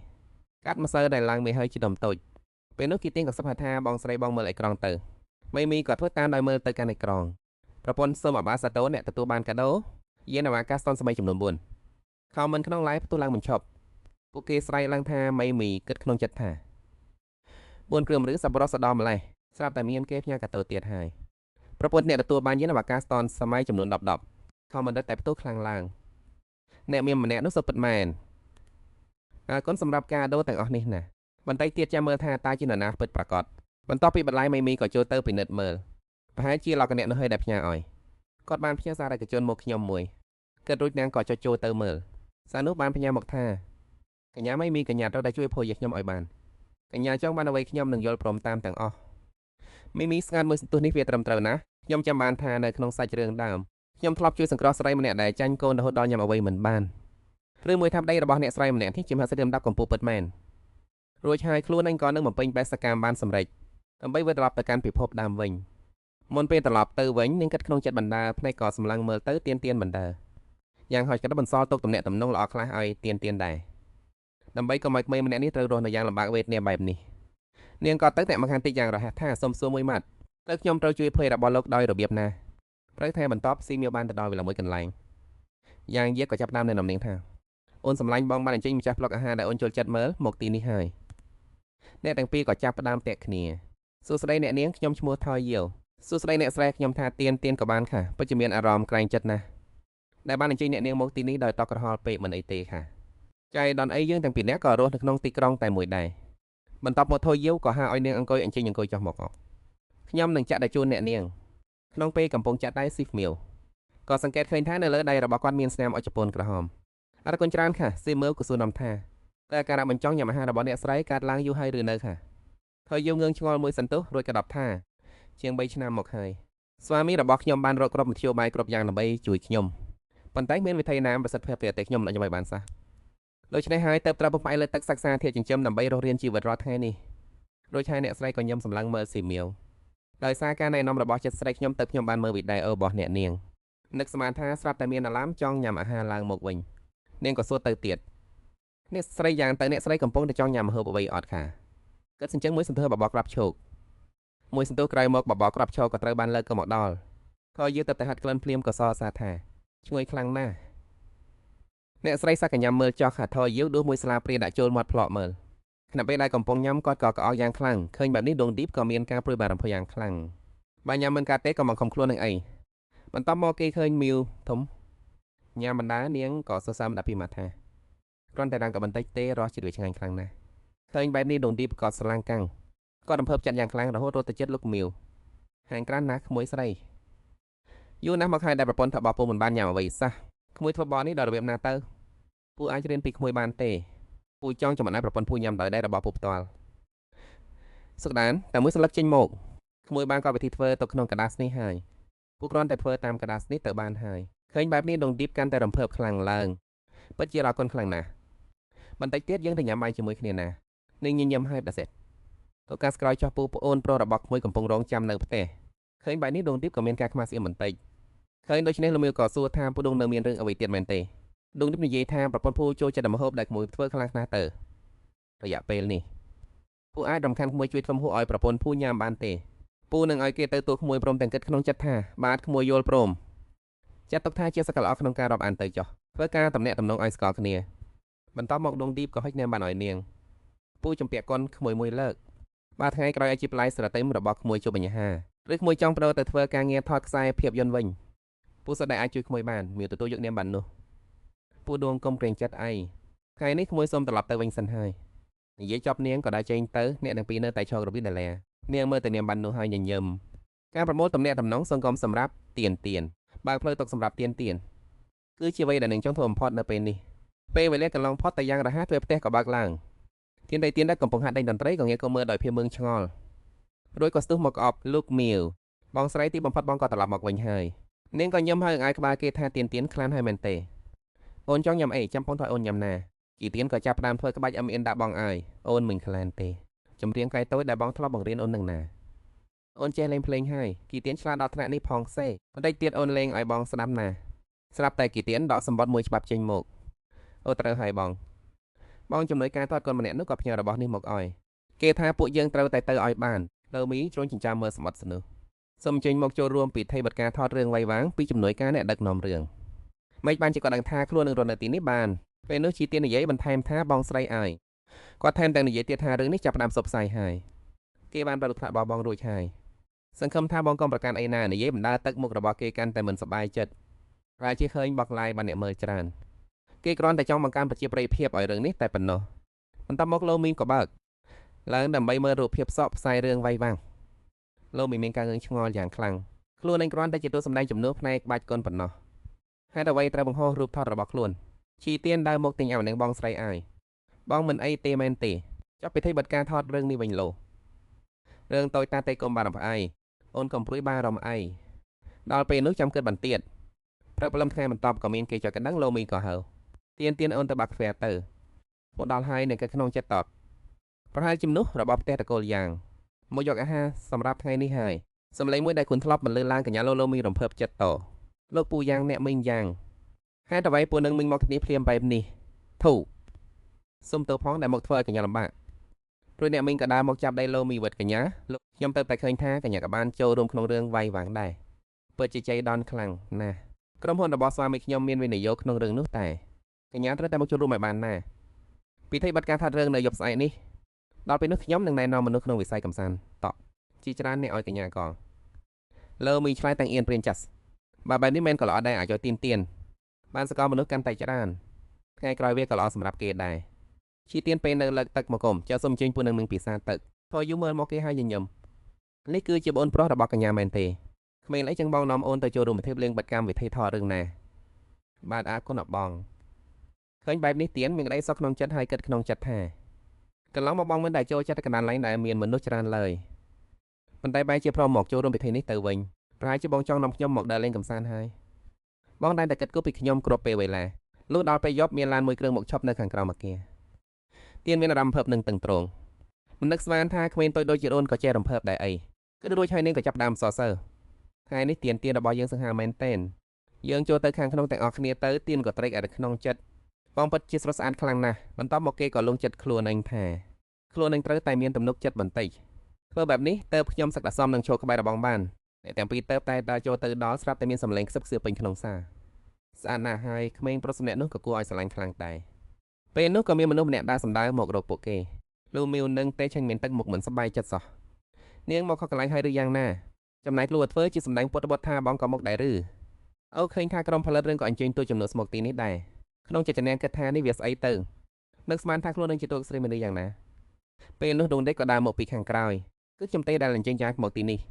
ឃើញបែបនេះពួកគេទាំងពីរអ្នកភ្ញាក់ផ្អើលហើយងាកក៏មកមើលលោកដួងប៉ាន់ដៃដួងបានប្រងើយកណ្ដៃនឹងពួកគេហើយដើរទៅរកលូមីវកញ្ញាលូអ្នកទៅខាងនោះបន្តិចទៅខ្ញុំនឹងណែនាំបណ្ដាផុតដែររបស់ខ្ញុំឲ្យអ្នកស្កោតែចែងខឹងសម្បាហើយសម្លឹងមើលទៅក្រុមរបស់ពួកគេតែនាងស្កោជាមួយលោកដួងតាំងពីពេលណាទៅធ្វើមកលូវែនហើយងាត់គួរឲ្យស្អប់ណាស់លូមីវថ្ងៃនេះខ្ញុំនឹងធ្វើឲ្យនាងបានបងមុខមកនៅចំពោះមុខនោះសញ្ញាខាងតែបានបន្ទាប់មកភ្ញៀវផ្សេងទៀតក៏ចាប់តាមចូលរួមពិធីជប់លៀងសម្លឹងមើលជុំវិញខ្លួនដោយភាពរំភើបដូចជានំខេតដែលបងចូលចិត្តគេចង្អុលដៃទៅខាងមុខបងរងចាំអូនបន្តឆ្នាក្មេងឡាចោះរួចហើយត្រឡប់មកវិញលើណាភ្ញៀវដែលឃើញបែបនេះក៏នាំគ្នាសើសើរចំណងតាក់ទងរបស់កញ្ញាលូនិងប្អូនប្រុសពិតជាល្អខ្លាំងណាស់ស្រាប់តែមានសម្លេងចានបែកបន្លឺឡើងកំពុងឈរនៅកណ្ដាលចំណោមនោះហើយយំសោកហេតុអ្វីបានជាអូនហ្វេសប្រហែសបែបនេះគីទៀននិយាយដោយទឹកមុខត្រជាក់ច្បាស់ជាបងស្រីទេដែលរបស់ខ្ញុំភ្លាមនោះតាក់ចាំងក៏ងើបដៃក្រាបកណ្ដាប់ដៃស្ទួតទៅចាប់ឲ្យគីទៀនអាក្មេងចង្រៃនេះពេលនេះលោកលូមីវក៏ដើរចូលមកហាមឃាត់ដោយទឹកមកងឹតសូនបងតាហានប្រាដៃប្រាជើងជាមួយក្មេងទៅចំណែកឬបងមិនខ្វះស្គេទៅតាឆានរត់ដៃលូមីវចេញរួចសាច់កំហាក់ដាក់គេបងប្រុសរបស់នាងដើរបោកលូវិនធ្វើឲ្យនាងត្រូវទឹកក្តៅរលែកកពេញខ្លួនបោកគេឲ្យនៅចេះក៏ហាក់កាទៀតនាងអប់រំក្មេងបែបណាទៅជាបែបនេះលោកក៏បញ្ញាប់និយាយសម្ដៅបងស្រីគឺគេដើរបោកខ្ញុំពិតមែនសឹងសិចដែលនៅពីក្រោយក៏ដើរមកដល់កញ្ញាលូមកនិយាយរត់យាយបងស្រីអ្នកទាំងដល់ស្រីនោះទេអូបែបនេះតាឆាងកនញឹមចុងមកយ៉ាងអាក្រក់ឯក្មេងនេះនៅចេះមិនព្រមសារភាពទៀតលូមីវសួរត្រឡប់ទៅវិញដោយក្តីមុំបងគិតថាបងនិយាយໄວក៏វាខ្លាយជាការពិតមែនទេភ្នែកកាមេរ៉ាសុវត្ថិភាពមើលទៅគណៈណាកំពុងតែនិយាយក៏ហាក់បោកលក្ខណៈក៏និយាយឡើងទាំងញើសខ្លួនសូមអភ័យទោសផងកញ្ញាលោកកាមនៅត្រង់នោះវាខូចបាត់ទៅហើយតាឆាញ់ក្នុងចិត្តដោះបាយរីករាយណាមីវលើកនេះមើលសិដ្ឋានាងនឹងធ្វើបណ្ណាទៀតស្រាប់តែមានសម្លេងមួយបន្លឺឡើងលោកសាស្ត្រពិធីនេះមិនមែនមានតែកាមេរ៉ាមួយនេះទេអ្នកគ្រប់គ្នាភ្ញាក់ផ្អើលហើយងាកទៅមើលវូជើងបងប្រុសទី2ឈើមិនជាសន្សុកបាក់វីដេអូបាទវីដេអូក៏ត្រូវបានចាក់បញ្ចាំងបានចិត្តនាបោះកែវ៉ាទម្លាក់ចុះទៅលើអិតគីទៀនសម្លឹងមើលទៅវិញដោយភាពងឿងឆ្ងល់ដល់ពេលនេះលូមីវបានហើយលូវិនលើកនេះនឹងមានអ្វីចង់បកស្រាយទៀតលូវិនបែរជាញើសខ្លួនសូមតក្នុងចិត្តនាងអភ័យខ្លាចយ៉ាងខ្លាំងមិនមែនកាមេរ៉ាខូចទៅហើយឬចោះហេតុអ្វីចោះកាមេរ៉ាផ្សេងទៀតអីណាប្រញាប់រត់មកលួងលោមហើយឃើញបែបនេះលូវូជើងក៏ចំអើកដាក់លូវិននាងគិតថាទីកន្លែងធំធេងបែបនេះមានតែកាមេរ៉ាតែមួយគ្រាប់មែនទេផងធ្វើអ្វីហ្នឹងហើយគឺជាស្អីបងណាលូវជើងខឹងសម្បាឲ្យស្រែកយ៉ាងខ្លាំងតែគិតថាទីកន្លែងធំមួយនេះមានកាមេរ៉ាតែមួយគ្រាប់ប៉ុណ្ណោះមែនទេបងធ្វើស្អីនឹងហាហ៊ីហ៊ីនឹងបងស្រីរបស់បងណាលោកវូខឹងខ្លាំងណាស់ក៏ស្រែកឡើងមៀវក៏ជាបងស្រីរបស់ខ្ញុំដែរលើបែបនេះយ៉ាងយីក៏ដើរចូលទៅចិត្តសុំរួចសັບតៃ អញ្ចឹងតើបានជាប្រធានសូគឺជាបងប្រុសម្នាក់សូវិនស៊ីទឹកភ្នែករលឹងរលងបងស្រីអូនសំទោសពេលនោះចម្ងាយវាពួកយើងជិតគ្នាខ្លាំងណាស់អូនស្មានតែនាងមកប៉ះអូនទៅហើយលើដូច្នេះសូមកគាត់ទៅសូវិនស៊ីវិញអ្នកចោលអំហើយអ្នកគួរតែសំទោសទីនមិនមែនខ្ញុំទេទោះបីទីននៅក្មេងក៏ដោយក៏មិនមែនជាមនុស្សដែលអ្នកចង់តែចោតប្រកាន់ដាក់គេបានដែរសូវិនស៊ីខំម៉ាត់រួចនិយាយសំទោសទីនក៏និយាយឡើងបងស្រីសូអើនតួយកពាក្យសំទោសរបស់បងស្រីធ្លាប់ប្រាប់អូនថាមនុស្សយើងត្រូវតែមានចិត្តមេត្តាសង្ឃឹមថាបងក៏យល់ពីសូត្រមួយនេះដែរនិយាយចប់អ្នកទាំងពីរក៏ដើរចេញទៅបងស្រីអូនចាំបានថាបងចូលចិត្តញ៉ាំនំខេកបំផុតយើងយកវាទៅផ្ទះញ៉ាំទៅណាសូមៀវដើរទៅចិត្តយ៉ាងយីប៉យ៉ាងចាសូមនាំអូនព្រោះស្លាប់ទៅផ្ទះសិនហើយយ៉ាងយីញញឹមពូទួលភ្ញៀវមិនបានទៅដល់ទេថ្ងៃក្រោយពូនឹងតាក់ទងទៅកញ្ញាសូវិញនៅពីក្រោយស៊ូវិឈឹងក៏រត់តាមមកគាត់មៀវបងឲ្យតែកងឡានជួនអ្នកទាំងពីរត្រឡប់ទៅវិញណាសូមៀវក៏ដសេផ្លាមមិនចាំបាច់ទេថ្ងៃនេះអារកូនបងច្រើនណាស់លើបែបនេះសូវិឈឹងក៏មកឡើងក្រោះមៀវមានលេខខាងជាមួយបងហើយថែមទាំងនិយាយអាកូនបងទៀតគេមើលតាមអ្នកទាំងនោះទៅដោយក្តីរីករាយត្រឡប់ដល់ផ្ទះទីនអង្គុយមើលទូរស័ព្ទអនំតាយោបល់សូវិនស៊ីកើតអីហ្នឹងមើលទៅដូចជាស្លូតត្រង់ណាស់តែទៅផលបែរជាស្រីមកពីទៀតទៅវិញឈុតដែលសូមៀវការពីបងប្រុសមើលទៅលុយមែនតែនខ្ញុំក៏ចង់មានបងប្រុសបែបនេះដែរសូមៀវពិតជាមនុស្សដែលមានចរិតល្អណាស់អានេះចាប់ទឹកមុខរបស់គេក៏មិនសប្បាយចិត្តតអ្នកណាជាអ្នកបង្ហោះរឿងនេះលើបណ្ដាញសង្គមគួរឲ្យស្អប់ណាស់ច្បាស់ណាស់ថាជាបងស្រីរបស់ខ្លួនឯងហេតុអីបានជាមនុស្សទាំងនេះនៅតែបង្ហាញក្តីស្រឡាញ់ទៅកាន់បងស្រីដោយឥតខ្មាសស្អៀនបែបនេះប៉ុន្តែហាក់ដូចជាថ្ងៃនេះខ្លួននៅបង្កប់បញ្ហាហើយបងស្រីទៀតហើយសូមៀវទៅតែងត់ទឹកចេញមកទៀនហេតុអ្វីបានជាអូនមិនដល់ទៅសម្រាប់ទៀតចុះហេតុអ្វីបានជាមើលទៅកូនក្មេងម្នាក់នេះហាក់ដូចជាមានរឿងអន់ចិត្តអីចឹងគីទៀនត្រឡប់មកវិញបងអូនសុំទោសបងអូនគិតថាថ្ងៃនេះអូនប្រហែលជាធ្វើឲ្យបងពិបាកចិត្តទៀតហើយលោកមីអង្គុយចោះឲ្យលងលំគេរឿងតូចតាចទេកុំគិតច្រើនអីនេះមិនមែនជាកំហុសរបស់អូនទេដែលរបស់គីទៀនក្តាប់យ៉ាងដឹងរួចសួរឡើងបងជារបស់អូនមែនទេលោកមីស្រឡាញ់កាំងហើយគីទៀនក៏សួរដេញដោបន្តត់បងជារបស់អូនមែនទេបងនឹងមិនចាក់ចោលអូនទៅណាឡើយមែនទេឃើញនាងនៅស្ងៀមគីទៀនក៏ព្រួយបានរំភើយនិយាយថាប្រាប់អូនមកបងល្អបែបនេះប្រាក់អត់ជាមានមនុស្សជាច្រើនចាប់អារម្មណ៍លើបងហើយគីទៀនញាប់ញើសហើយខាំថ្មិញបងអាចជាគុំសទ្ធិរបស់អូនម្នាក់ប៉ុណ្ណោះគ្មាននរណាម្នាក់ដណ្ដើមបងទៅពីដៃអូនបានឡើយពេលនោះលូមីយ៉ាវរួចក៏ថើបថំមួយសើតតែពេលនេះគីទៀនក៏រីករាយឡើងវិញបងមិននិយាយអ្វីទាំងអស់ប៉ុន្តែបងដឹងគ្រប់យ៉ាងស្រាប់តែទូរស័ព្ទរត់ឡើងលូមីយ៉ាវក៏យី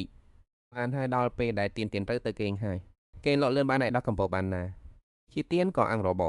1នាទីតែ1នាទីប៉ុណ្ណោះបងឯងសារឹកជនក្នុងទូរស័ព្ទបងពេញអស់ហើយអូនជួយបងដាស់ស្រ័យបន្តិចសិនចាំទៅគេងក្នុងចិត្តគេស្រ័យយ៉ាងខ្លាំងថាលបសារឯកជនទាំងអស់នោះចោលទៅកុំទុកឲ្យសាកខ្វាត់ទាំងនោះធ្វើឲ្យប៉ះពាល់ដល់ភ្នែករបស់បងឡើយលូមីម៉ៅក៏ព្រមតាមគេហើយហុចទូរស័ព្ទឲ្យគេបានហើយតែ1នាទីប៉ុណ្ណោះណាទើបតែមើលទូរស័ព្ទគីទៀនក៏ឆ្ងល់បងអើយប្រធានទេចង់ចោះកិច្ចសន្យាជាមួយបងមែនទេបងមើលនេះជាកិច្ចផ្លូវការរបស់ពួកគេមិនមែនជាពួកបោកប្រាស់ទេគេហុចទូរស័ព្ទឲ្យលូមីម៉ៅដូចចង្អុលទៅអេក្រង់ហើយនិយាយថាបងនោះគេនិយាយថាលក្ខខណ្ឌក្នុងការជ្រើសរើសសំណុះដើម្បីចោះកិច្ចសន្យារបស់ប្រធានធីគឺតឹងរ៉ឹងខ្លាំងណាស់លោកមីក៏ក្វីក្បាលហើយដើរចេញបងមិនចូលចិត្តឲ្យអ្វីមកចង់ជឿនចង់តែរាប់ពាន់ចម្ពុះនោះទេលើបែបនេះគីទៀនក៏ញឹមក៏ត្រូវដែរចោះយ៉ាងណាក៏អ្នកគាំទ្ររបស់បងស្រីមានច្រើនដែរចោះហត្ថលេខាឬមិនចោះក៏មិនអីដែរបន្ទាប់មកលោកមៀវក៏ដល់ប្រសាត្រឡប់ទៅវិញសូមទោសខ្ញុំគ្មានចំណាប់អារម្មណ៍ទេខាងនោះក៏ទទួលបានសារភ្លាមហកថៃតិចអានចាប់កោទៀនថាធានទុយនេះពិតជាបែរជាហ៊ាននិយាយថាគ្មានចំណាប់អារម្មណ៍ក្នុងការចោះកិច្ចសន្យាទៅកើតជំនួយការក៏ស្ទាក់ស្ទើរនិយាយឡើងថាលោកហករឿងនេះហកថៃតិចឆ្លើយយ៉ាងត្រជាក់ថាទោះជាយ៉ាងណាក៏ដោយខ្ញុំចង់ឲ្យធានតយល់ព្រមចោះកិច្ចសន្យាបានពេលនេះលោកមៀវក៏បានការផ្សាយផ្ទាល់ stream ថ្ងៃនេះបងបានណែនាំអ្នកទាំងអស់គ្នាពីរបៀបធ្វើនំកំផុសដេញពងមានងាយឆ្នាស់គីទៀនហាក់មិនយល់ក៏ដើរទៅមើលចិត្តហាក់ដូចជាមានអ្វីមិនស្របគ្នាទេឃើញបែបនេះលោកមៀវក៏សួរថាមានរឿងអីតន័យពីថ្ងៃនេះហាក់ដូចជាចម្លែកបន្តិចលោកមៀវក៏ចាប់អារម្មណ៍ទៅលើគីទៀនហើយបន្ថាដោយសារភីហាងបានចាក់ផ្សាយឲ្យក្រុមផលិតបានបង្ហូរវីដេអូដែលបងសម្ដែងជំនួសតួអង្គក៏ប្រយុទ្ធដូច្នេះការផ្សាយផ្ទាល់របស់បងការពីពេលនៅថ្មីគ្នានេះក៏មានអ្នកគាំទ្រការឡើងច្រើនដែរលើ10លានអ្នកទៅហើយតែឡើងទៅន័យប៉ុន្តែន័យនៃការផ្សាយផ្ទាល់ពីថ្ងៃនេះបែរជាធ្លាក់ចុះជានិច្ចរឿងនេះមិនសមហេតុផលសោះម្យ៉ាងទៀតមិញនេះអូនបានសាកល្បងស្វែងរកឈ្មោះរបស់បងនៅទំព័រដើមដែរប៉ុន្តែសួរតែក្តីព្រួយបារម្ភថាតើដោយសារបងមិនព្រមចោះកិច្ចសន្យា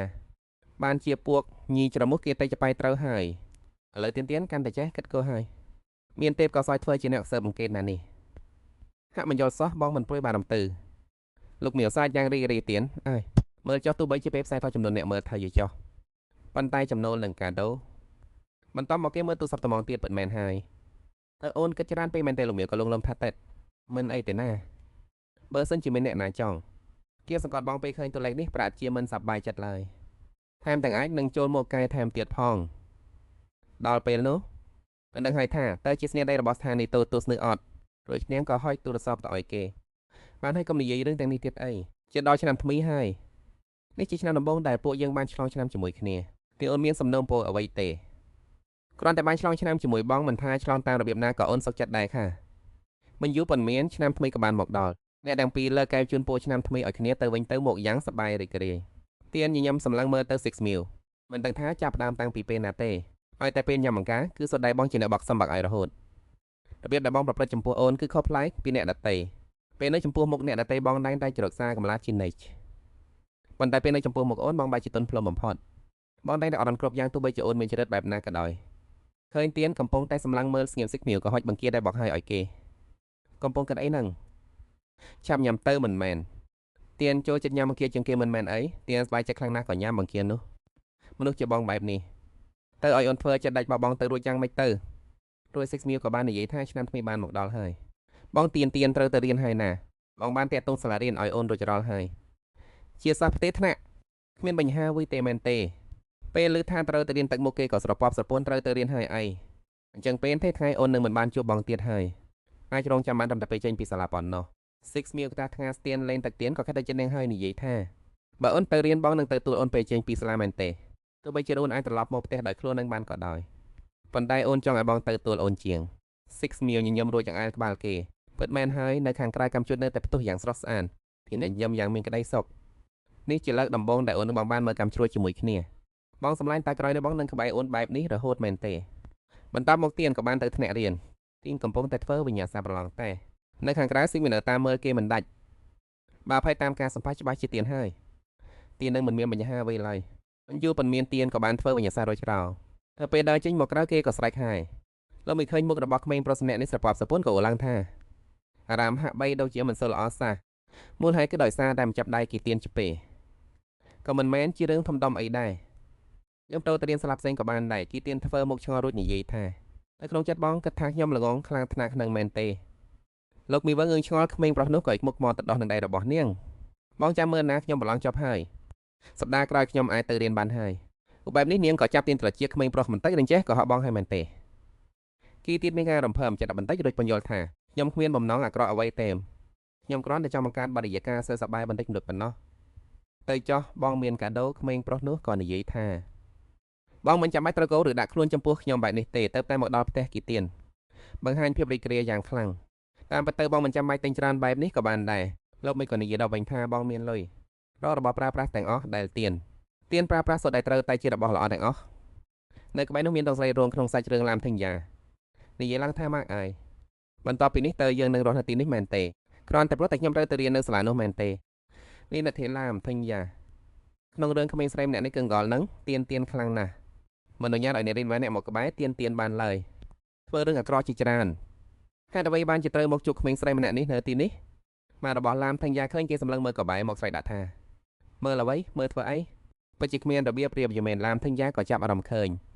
មិត្តប្រុសស្នាក់នេះមុខម៉ាត់សង្ហាសួរឃើញបែបនោះលោកមីក៏យកខ្លួនមកបាំងការពារគីទៀនទៅវិញចុះកុំអោយទៀនជួបជាមួយក្មេងស្រីម្នាក់នោះច្រើនពេកអីគឺប្រសើរជាងក្នុងពេលនោះដៃយ៉ាងយីបានទូរស័ព្ទមកអ្នកស្រីលោកមីឥឡូវនេះអ្នកស្រីមានពេលទំនេរទេ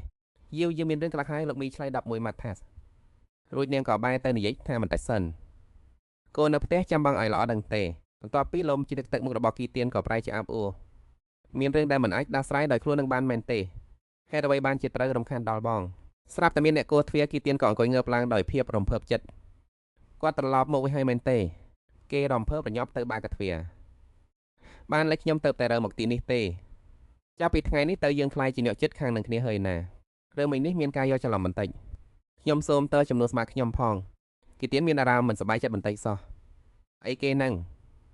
ឡាមទីនតែរំភើបញញឹមបិទមាត់មិនចិត្តរួចហុចផ្លែប៉ោមឲ្យដល់មុខគេមិនអញ្ចឹងខ្ញុំចូលទៅអង្គុយលេងក្នុងផ្ទះបន្តិចទៅក្មេងស្រីនោះក៏ក្នុងចិត្តហេតុអ្វីបានជាមានប្រុសស្អាតដល់ថ្នាក់នេះទៅបានខាងផ្ទះត្រកូលហួកគាត់ងាកក្បាលយឺតមកមើលលោកមៀវក៏ដើរទៅកាន់ផ្ទះបាយ នាងកូនឆ្នាំងសពតែជើងតិចស្ទាក់សតើរួចនិយាយឡើងកញ្ញាលោកចោះរឿងញ៉ាំទៅវិញលោកមៀវងាកមកសំសួរក្នុងពេលដែលកំពុងចំអិន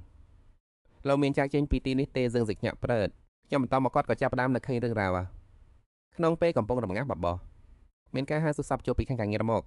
ត្រូវការរកកើខ្សាកិច្ចសញ្ជាមួយដូច្នេះខ្ញុំក៏បានពឹងឲ្យអ្នកស្រីមើលចំនួនស្រាប់តែគាត់នៅឃើញរឿងអ្វីមួយទៅអំណងរបស់កញ្ញាលោកគឺចង់និយាយថាអ្នកស្រីបានដាក់អ្វីមួយចូលក្នុងបបោះមែនទេ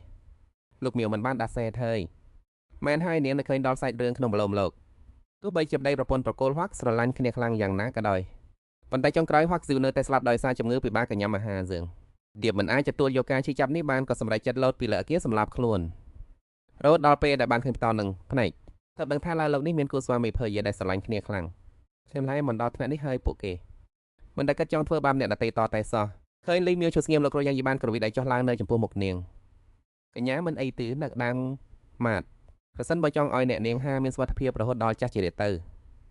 លោកត្រូវតែប្រយ័ត្នពូតអ្នកផ្ទះតកូលហាឲ្យមែនតែណាដែលរបស់យ៉ាងយីចាប់ផ្ដើមមកញើបានលីមៀវដើរចេញទៅមិនមានថ្ងៃនេះលោកគ្រាន់តែចាក់សេរ៉ូមបំប៉ានឹងឲ្យនាងជាការរស្រែកកុំតន់អាល់ឲ្យនាងញ៉ាំអីឲ្យសោះចាំដល់ពេលក្រោយសុំដាំបរិយាឲ្យនាងញ៉ាំត្រូវចាំថាកុំនាងញ៉ាំរបស់ណាដែលបានរំលាយឲ្យសសាណាយ៉ាងយីឆ្លៃដល់បតិចចត់ថាបានបន្ទាប់មកពួកគេទាំងពីរក៏ចោះទៅបន្ទប់ទទួលភ្ញៀវយ៉ាងយីក៏និយាយឡើងថាត្រូវហើយកញ្ញាខ្ញុំទៅតែដឹងថាអ្នកនាងគឺជាកូនរបស់សេដ្ឋីតកូលីខ្ញុំធ្លាប់មើលរឿងវៃវាងដែលអ្នកនាងសម្ដែងដែរមិនថារឿងក្បាច់គុនសមត្ថភាពសម្ដែងគឺពិតជាអស្ចារ្យខ្លាំងណាស់បើគ្រាន់តែធ្វើជាទូជំនួសក្បាច់គុនពិតជាគួរឲ្យស្ដាយណាស់ខ្ញុំមានរឿងខ្លះយ៉ាងយីនិយាយមិនតន់ចប់ផងលីមីតូទុកពេលក្រោយចោះខ្ញុំត្រូវត្រឡប់ទៅវិញមុនហើយចាំតាក់ទងគ្នានៅពេលក្រោយណាយ៉ាងយីក៏ដកដង្ហើមធំដោយភាពអស់សង្ឃឹមថ្ងៃនេះកញ្ញាលើមើលទៅវល់ខ្លាំងណាស់ហើយកុំតន់អានទៅរំខាននឹងអីកូនស្រីម្នាក់ដែលពួកគេដល់ថ្នាក់នេះបែរជាត្រូវតកូលឲ្យបណ្ដេញចេញទៅវិញពិតជាខ្មាស់នៅភ្នែកមើលមែនទើបតែដើរចេញមកក្រៅភ្លាមសំឡេងពមៀរបស់ប្រពន្ធក៏បន្លឺឡើងលេខកត00ឈ្មោះវីអ្នកបានរំលោភផ្លូវច្បាប់ទី185នៃអង្គភាពគ្រប់គ្រងបេក្ខកម្មដោយសារតែបានតម្លៃសាច់រឿងដល់តួអង្គក្នុងសាច់រឿងដើម3នាទីក្រោយពីនេះអ្នកនឹងត្រូវទទួលរងការជិះចាប់រហូតដល់ឆ្អឹងក្នុងរយៈពេលកុម្មុងលើមើលទៅនឹងកលឈើឲ្យធ្លាក់ខ្លួនក្នុងភាពស្ងប់ស្ងាត់អ្នកអំបញ្ញបេក្ខកម្មម្នាក់ដោយពួកយើងសុទ្ធតែគេមកកប់ឈីបតាមដានដាំងពីពេលចាប់ផ្ដើមបេក្ខកម្មសម្រាប់តាមដានសកម្មភាពបើហានតែរំលោភភ័យច្បាប់គ្រប់គ្រងនឹងត្រូវទទួលទោសតាមនឹងសំឡេងខ្យល់បោកសូលឺមៀវងើបមកមើលតាមនោះគ្រាន់តែខ្លួននឹងនិយាយរំលឹកយ៉ាងយីឲ្យប្រយ័ត្នមនុស្សត្រកូលហើយក៏ត្រូវគេចាត់ទុកថាជាការរំលោភភពអំពានដែរឬបានរំលោភលើច្បាប់មួយក្នុងចំណោមច្បាប់ទាំងនោះហើយនាងចាប់ផ្ដើមរំលឹកពីអតីតកាលគឺពុកកំដៅរបស់ខ្លួនគឺជាការរៀបការតាមការបង្ខិតបង្ខំរបស់ត្រកូលទាំងពីរពួកគាត់មិនដែលស្រឡាញ់គ្នាឡើយដូច្នេះហើយខ្ញុំគ្រាន់តែមិនអញ្ជើញគូស្វាមីភរិយាដែលស្រឡាញ់គ្នាពិតប្រាកដទៅប្រាត់ប្រាស់ទាំងរស់បែបនេះទេប្រពន្ធបានលើសំឡេងឡើងភ្លាមថាការជិះចាប់រហូតដល់ឆ្អឹងកំពុងចាប់ផ្ដើមការដាក់ទណ្ឌកម្មចាប់ផ្ដើមហើយក្នុងមួយប៉ាពេចភ្នែកស៊ីមៀលក៏ដួបកាប់មកទៅមុខដោយការជិះចាប់ទូរស័ព្ទរបស់នាងក៏ជ្រុះចេញក្រៅយូរណាស់ហើយដែលខ្ញុំមិនបានទទួលទណ្ឌកម្មបែបនេះនាងមកខំចិត្តខំដៃខ្លួននឹងដើម្បីរក្សាស្មីតៃឲ្យនៅដឹងខ្លួនរួចនាងក៏នឹកឃើញដល់អនុស្សាវរីយ៍ចាស់ពិតជាដូចអារម្មណ៍ត្រូវគេកាត់សាច់មែនទណ្ឌកម្មលើកមុនគឺពេលដែលខ្ញុំនៅជំរំវឹកហាត់ពេលនោះខ្ញុំជឿខ្លាំងរហូតដល់សន្លប់បាត់ស្មារតីទៅហើយតែលើកនេះខ្ញុំសន្លប់មិនបានទេទៀនកំពុងរងចាំខ្ញុំត្រឡប់ទៅផ្ទះវិញប្រពន្ធពងតែដរាប់ជួយក្រានតចំណោមផុតរាងកាយទាំងមូលរបស់លោមៀវញរញ៉ាក់ដួលទៅលើដីនាងប្រាប់ខ្លួននឹងថាអត់មកបន្តិចទៀតទៅ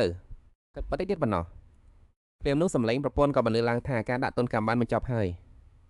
លោមៀវផាយខ្លួននឹងគល់ឈើដកដង្ហើមហត់កកោកស្រាប់តែទូរស័ព្ទរបស់នាងរោទឡើងលោមៀវវិញកំឡុងនឹងលើកវាឡើងមកឡើយនៅពេលដែលហាឈិញយីដាមកដល់នាងឃើញហើយលោមៀវមុខមើលទៅគេទាំងងឿងឆ្ងល់ថាខ្ញុំមិនស្គាល់អ្នកទេនាងសម្លឹងមើលគេដោយប្រុងប្រយ័ត្នមកបង្ហាញខ្លួននៅពេលនេះហាឈិងយីញញឹមហើយនិយាយថាកុំតានតឹងពេកអីខ្ញុំឈ្មោះហាឈិងយីខ្ញុំក៏ធ្វើការនៅក្រុមហ៊ុនធឺសាំងដែរដូច្នេះហើយទៅខ្ញុំចំណេញបានខ្ញុំមកសួរសុខតែកបងស្រីរបស់ខ្ញុំក៏ចេះដណ្ដើរកាត់ទីនេះពុធីខ្ញុំធ្លាប់មើលការ live របស់នាងដែរគេក្តីមិនទទួលស័ព្ទដោយភ្ញាក់ផ្អើលនាងមិនលើកទូរស័ព្ទទៅនាងមិនអីទេមែនទេតែត្រូវការឲ្យខ្ញុំជួយលើកទូរស័ព្ទដោយនាងទេលោមៀវនិយាយទាំងដេញញ័រថាមិនបាច់ទេលោមៀវមិនញ័រតែចុចទូរស័ព្ទសំឡេងនៅម្ខាងទៀតបន្លឺឡើងបងព្រាមនោះទូរស័ព្ទក៏ធ្លាក់ពីដៃនាងហាឈិងយីរើសទូរស័ព្ទឡើងឲ្យខ្ញុំជួយនាងណានៅម្ខាងទៀតទៀនសួរដោយក្តីបារម្ភថាបងនៅឯណាហើយហេតុអ្វីបានជាបងមិនលើកទូរស័ព្ទទឹកហាឈិងយីទូរស័ព្ទទុំដាក់ចិត្តត្រជាក់នាងលោមៀវក៏វិញព្រាមថានេះបងបាត់សំឡេងទូរស័ព្ទទៅមិនបាននោះនាងកំឡុងទៅខ្លួនងើបឈរបងនឹងត្រឡប់ទៅវិញឥឡូវនេះហើយ ចេញមកក្រៅយូពេលកូនទៅប្រកាសជាបានរំផុសហើយឃើញនឹងដាត្រេត្រោតហាជាងយីដែលដើរពីក្រៅក៏ក្រានរំលឹកថាប្រយ័ត្នផងឃើញដូច្នេះលោមីវក៏ប្រញាប់គេចចេញសូមទោសផងខ្ញុំមិនចូលចិត្តឲ្យអ្នកអតីប៉ាខ្លួនប្រានទេហើយជាឈីក្រឡែងមើលទៅខាងក្រៅបន្តិចនៅទីនេះមិនអាចខានបានទេឲ្យជំជួននាងទៅផ្ទះវិញចោះលោមីត្រូវបង្ខំចិត្តនិយាយថាកូនបងខ្លាំងណាស់តែរំខានបងទីនេះពិតជាស្ងាត់បន្តិចមែនបើខ្ញុំមិនត្រឡប់ទៅវិញទេក្មេងប្រុសម្នាក់នោះប្រហែលជាបានស្លាប់ហើយពេលដល់ក្រោមផ្ទះលោមីបាននិយាយឲ្យកូនបងប្រុសសំសកទៀតស្រាប់តែខ្យល់បក់ខ្លាំងហូរថាញ់ជីកដាស់ក្រៅរបស់គាត់ពាក់ឲ្យនាងមើលទៅថ្ងៃនេះនាងហាក់មិនសូវស្រួលខ្លួនប៉ុន្មានទេខ្ញុំឡើងរំខាននាងទៀតហើយថ្ងៃណានាងមានពេលទំនេរអាចមកជជែកគ្នានៅក្រុមមុនបាននៅពីលើផ្ទះគេទៀនមកចុះមកដោយក្តីមិនពេញចិត្តតាមើលសម្នាក់នេះមកពីណាស់ហ្នឹងលោមីទៀនក៏ចេញគាត់ទទួលដល់មាត់ទ្វារបងមិនក៏បងមិនលើកទូរស័ព្ទរបស់ខ្ញុំបានរំខ្លាចបងមានរឿងអីទៅហើយលោមីបងឯងថ្វាល់លងលំគេដែលព្យាយាមលាក់បាំងភាពនៃហត់គេទៀនមើលនាងដោយក្តីអាណិតមើលតបងស្រីហាក់ដូចជាមិនសូវស្រួលខ្លួនសោះតែមានរឿងអ្វីកើតឡើងមែនទេពេលនេះខ្លួនឯងត្រូវតែធ្វើជាបូនប្រុសម្នាក់សួរចេះស្ដាប់បង្គាប់និងយល់ចិត្តទៅដាក់រឿងផ្សេងជាមួយឡៃសិនក៏ដូចគេក៏ទិញអោក្រៅនៅលើស្មារបស់នាងបងសម្រាប់កំបានគេមិនបានទេទៀនស្រួលបួតពេកហើយមុននោះវានៅតែធម្មតាទេមិនក៏សັບតែឬមួយក៏ជាថ្ងៃដែលនារីគ្រប់រូបត្រូវមានការឈឺចាប់មួយសន្ទុះក្រោយមកខីទៀនក៏លើកទឹកសក់ក្រហមមួយកែមកបងអាយពេលនេះលោមីបានលុកដៃនាងឡើងលើក្រែតែគេដណ្ដប់ភួយនាងថ្នមពីរួចចាប់ដៃនាងហើយបងគេសង្កេតមើលដៃរបស់នាងច្បាស់ណាស់មុនពេលទៅវាហាក់នៅល្អធម្មតាទេតើព្រាមនោះខីទៀនក៏យកប្រអប់ថ្នាំមកលាបរបួសឲ្យនាងកំពុងលាបថ្នាំលោមីក៏ញោខ្លួនធ្វើឲ្យបងស្រីភ្ញាក់ហើយគេទាំងមិនទៅខ្លួននឹងទាំងភ័យខ្លាចប៉ុន្តែលោមីនៅតែដេកឡុកស្រួលសំណាងហើយដែលនាងមិនតាន់ភ្ញាក់ខីទៀនក៏បន្តលាបថ្នាំឲ្យនាងដោយថ្នមបំផុតតែខានមិនអាចធ្វើឲ្យបងស្រីឈឺទៀតឡើយប្រកាសជាថ្ងៃនេះនាងបានជួបរឿងអ្វីមួយហើយខីទៀនកាន់តែនាងដោយក្តីឈឺចាប់ក្នុងចិត្តបងស្រីខ្លួនគេនៅតែជាក្មេងតូចម្នាក់ដែលមិនអាចជួយអ្វីបានតតែសោះដូច្នេះទោះបីជាសួរក៏បងមិនប្រាប់ឲ្យដឹងដែរខ្ញុំធំហើយណាខ្ញុំមិននឹងបង្ហាញឲ្យបងឃើញរៀនថងអាយសក់របស់នាងនៅលើលោកនេះបងគឺជាមនុស្សតែម្នាក់ក៏គាត់ដែលអូនអាចទុកចិត្តនិងពឹងពាក់បានពេលថ្ងៃបន្ទាប់មៀវជូនទៀនថ្ងៃនេះជាថ្ងៃដំបូងដែលអូនទៅរៀនមានរឿងអីអូនគឺសួរគ្រូទៅបានហើយទៅរៀនធ្វើខ្លួនឲ្យល្អណាស់ទៀនក៏ចាប់ដៃបងស្រីធ្វើកាយវិការអូអេបងស្រីទុកចិត្តចោះអូនប្រាជាមិនធ្វើឲ្យបងខ្មាស់ស្គេឡើយបងត្រូវតែជាអ្នកដំបូងដែលមកចាំទទួលអូនពេលចេញរៀនណានាងញញឹមហើយឆ្លើយតបអូនប្រញាប់ចូលសាលាទៅសួរសាលាតេងនឹងឲ្យជួបគ្នាណាបងធ្វើដំណើរដោយប្រយ័ត្នប្រយែងផងពេលនេះមាននរណាម្នាក់ដើរចូលមកទេសមាទៀនចែកដោយម្លេះនៅរេនថាទីនេរីសួរភ្លាមអញឈ្មោះអ្វីដែររៀនថ្នាក់ទីប៉ុន្មានថ្នាក់មួយណាទៀនមើលក្មេងស្រីនោះដោយត្រជាក់ស្រេបហេតុអីត្រូវជាគេទៅវិញគួរឲ្យរំខានមែនដូចនឹងកបែកខ្នងដើរចេញទៅឡាមទីងដាមចោះសរុបតើអញឈ្មោះអ្វីដែរខ្ញុំឈ្មោះឡាមទីងឌីក្មេងស្រីនោះនៅតែរករឿងសួរមិនចប់ថាអញឈ្មោះអ្វីប្រាប់ខ្ញុំមកអញឃើញឈ្មោះខ្ញុំពីរោះទេទៀនបែកខ្លួនដើរចូលថ្ងៃក៏រៀនអឹងពិតជារំខានមែនទើបតែចូលដល់ថ្នាក់មិត្តភ័ក្តិក៏ស្រែកហត់ថាផ្ទាំងមួយអស់គ្នាមានសិស្សថ្មីផ្ទេមកនេះឃើញអរិយភាពរបស់ទៀនឡាមក្នុងចិត្តថាលើវិញកាន់តែជាក់ស្រេបដល់តែពេលដែលខ្ញុំកំចាត់បានទៅមានអារម្មណ៍ថាតួបានជោគជ័យក្មេងស្រីម្នាក់ដើរតាមក្រោយទៀនហើយសួរថាមើលទៅសង្ហាខ្លាំងណាស់អញគិតថាចន្លោះគេនឹងងន់នេះតែអ្នកណាសាជាងគីទៀនប្រុសសង្ហាបីឈ្មោះប្រចាំសាលាងន់នេះ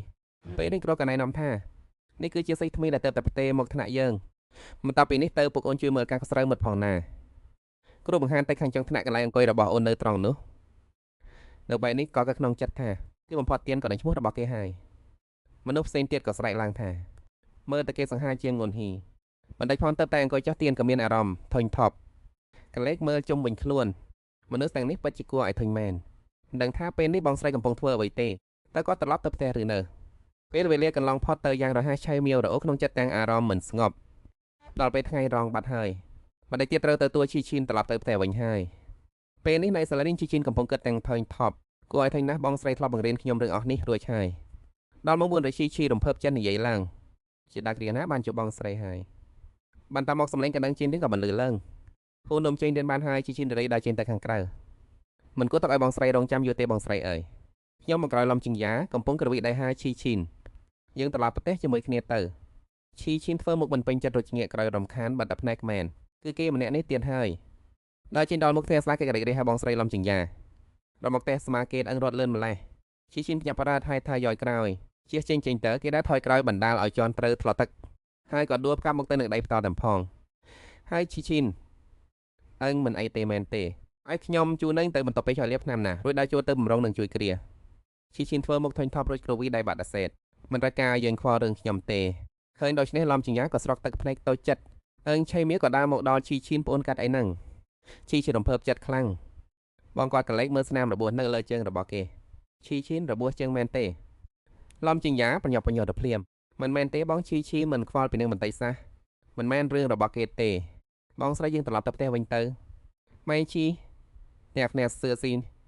ទោះបីជាខាងក្រៅគេធ្វើមុខត្រជាក់ដាក់ខ្ញុំបណ្តែពេលជួបបញ្ហាគេបែរជាជួយដោះស្រាយឲ្យខ្ញុំទៅវិញទៅនេះជាមនុស្សប្រុសប្រភេទណាទៅនេះឃើញបែបនោះឈីឈីមើលទៅដោយភាពស្អប់ខ្ពើមនេះវាជាក្មេងល្ងងមកពីណាទៀតនឹងត្រឡប់ដល់ផ្ទះជំរាបក៏លាបថ្នាំឲ្យគេឃើញគេជ្រាបជ្រួញមុខនាងក៏សួរឡើងឈឺខ្លាំងណាស់មែនទេទៀនធ្វើទឹកមុខអស់បន្លាយដោយកូនក្មេងបងផ្លុំឲ្យបន្តិចទៅវានឹងឡើងឈឺហើយនាងអំចោះទៅផ្លុំតិចលើមុខរបួសនោះរួចក៏សួរទៅថាតើទៀនពេញចិត្តក្មេងស្រីម្នាក់នោះមែនទេធានមុខឡើងក្រោមព្រឹងរឹបដាសេថាអត់មានទេបងស្ដាប់បងនិយាយសិនហូមៀវផ្អែកខ្លួនចូលទៅចិត្តរួចក៏ចង់លេងសើចអូននិយាយមកមើលទៀនក៏រៀបរាប់ថាគេវិវល់តាមចាប់អូនរហូតចង់ធ្វើជាស្គាល់អូនប៉ុន្តែអូនមិនដែលខ្វល់ពីគេសំបីតែបន្តិចគេក៏រត់តាមអូនរហូតហូមៀវស្ដាប់ចប់ក៏ញញឹមអូបែបនេះទៅអូនធ្វើត្រូវឲ្យទៀនក្មេងមិនទៅដល់ពេលត្រូវស្រឡាញ់គ្នានឹងក្តីទេណាទីចាប់ដៃហូមៀវចប់អូនអាយុ13ឆ្នាំហើយណាឡើងជាក្មេងតូចទៀតហើយក្រៅពីបងអូននឹងមិនស្រឡាញ់អ្នកណាផ្សេងទៀតទេហូមៀវក៏និយាយរាប់ថាដល់ពេលអូនធំឡើងអូននឹងយល់ថាការកំប្រឹងនៅពេលនេះទើបធ្វើអូនអាចមើលឃើញទេសភាពដ៏ស្រស់ស្អាតជាងនេះនៅថ្ងៃមុខទេទៀនបាននិយាយថាអូននឹងនាំបងទៅមើលទេសភាពដែលស្អាតបំផុតបងឲ្យពេលអូនបន្តិចទៀតចុះអូននឹងមើលថែបងឲ្យបានល្អហូមៀវញញឹមព្រមទល់បានតាក្មេងប្រុសរិចរៃជ្រះហួតស្ទើរទៅអប់នាងបើអញ្ចឹងយើងពុំព្រៀងគ្នាតាមនេះណាហើយសំណាងណាស់តែបានជួបបងហូមៀវក៏ញឹមយ៉ាងមានក្តីសុខបងក៏សប្បាយចិត្តខ្លាំងណាស់តែបានជួបទៀនបងនឹងពំធាត់ទៅជាមួយអូនភាគរឿងនេះចាប់ត្រឹមនេះហើយបើចូលចិត្តសូមជួយចុច like និងភ្នាក់មួយផងដើម្បីជាកម្លាំងចិត្តឲ្យខ្ញុំមានកម្លាំងចិត្តផលិតវីដេអូថ្មីទៀតណាកុំភ្លេចចុចដើម្បីតាមដានភាពបន្ទាប់សូមឲ្យអ្នកទាំងអស់គ្នាមានថ្ងៃដ៏ស្រស់ស្រាយនិងពោរពេញដោយថាមពល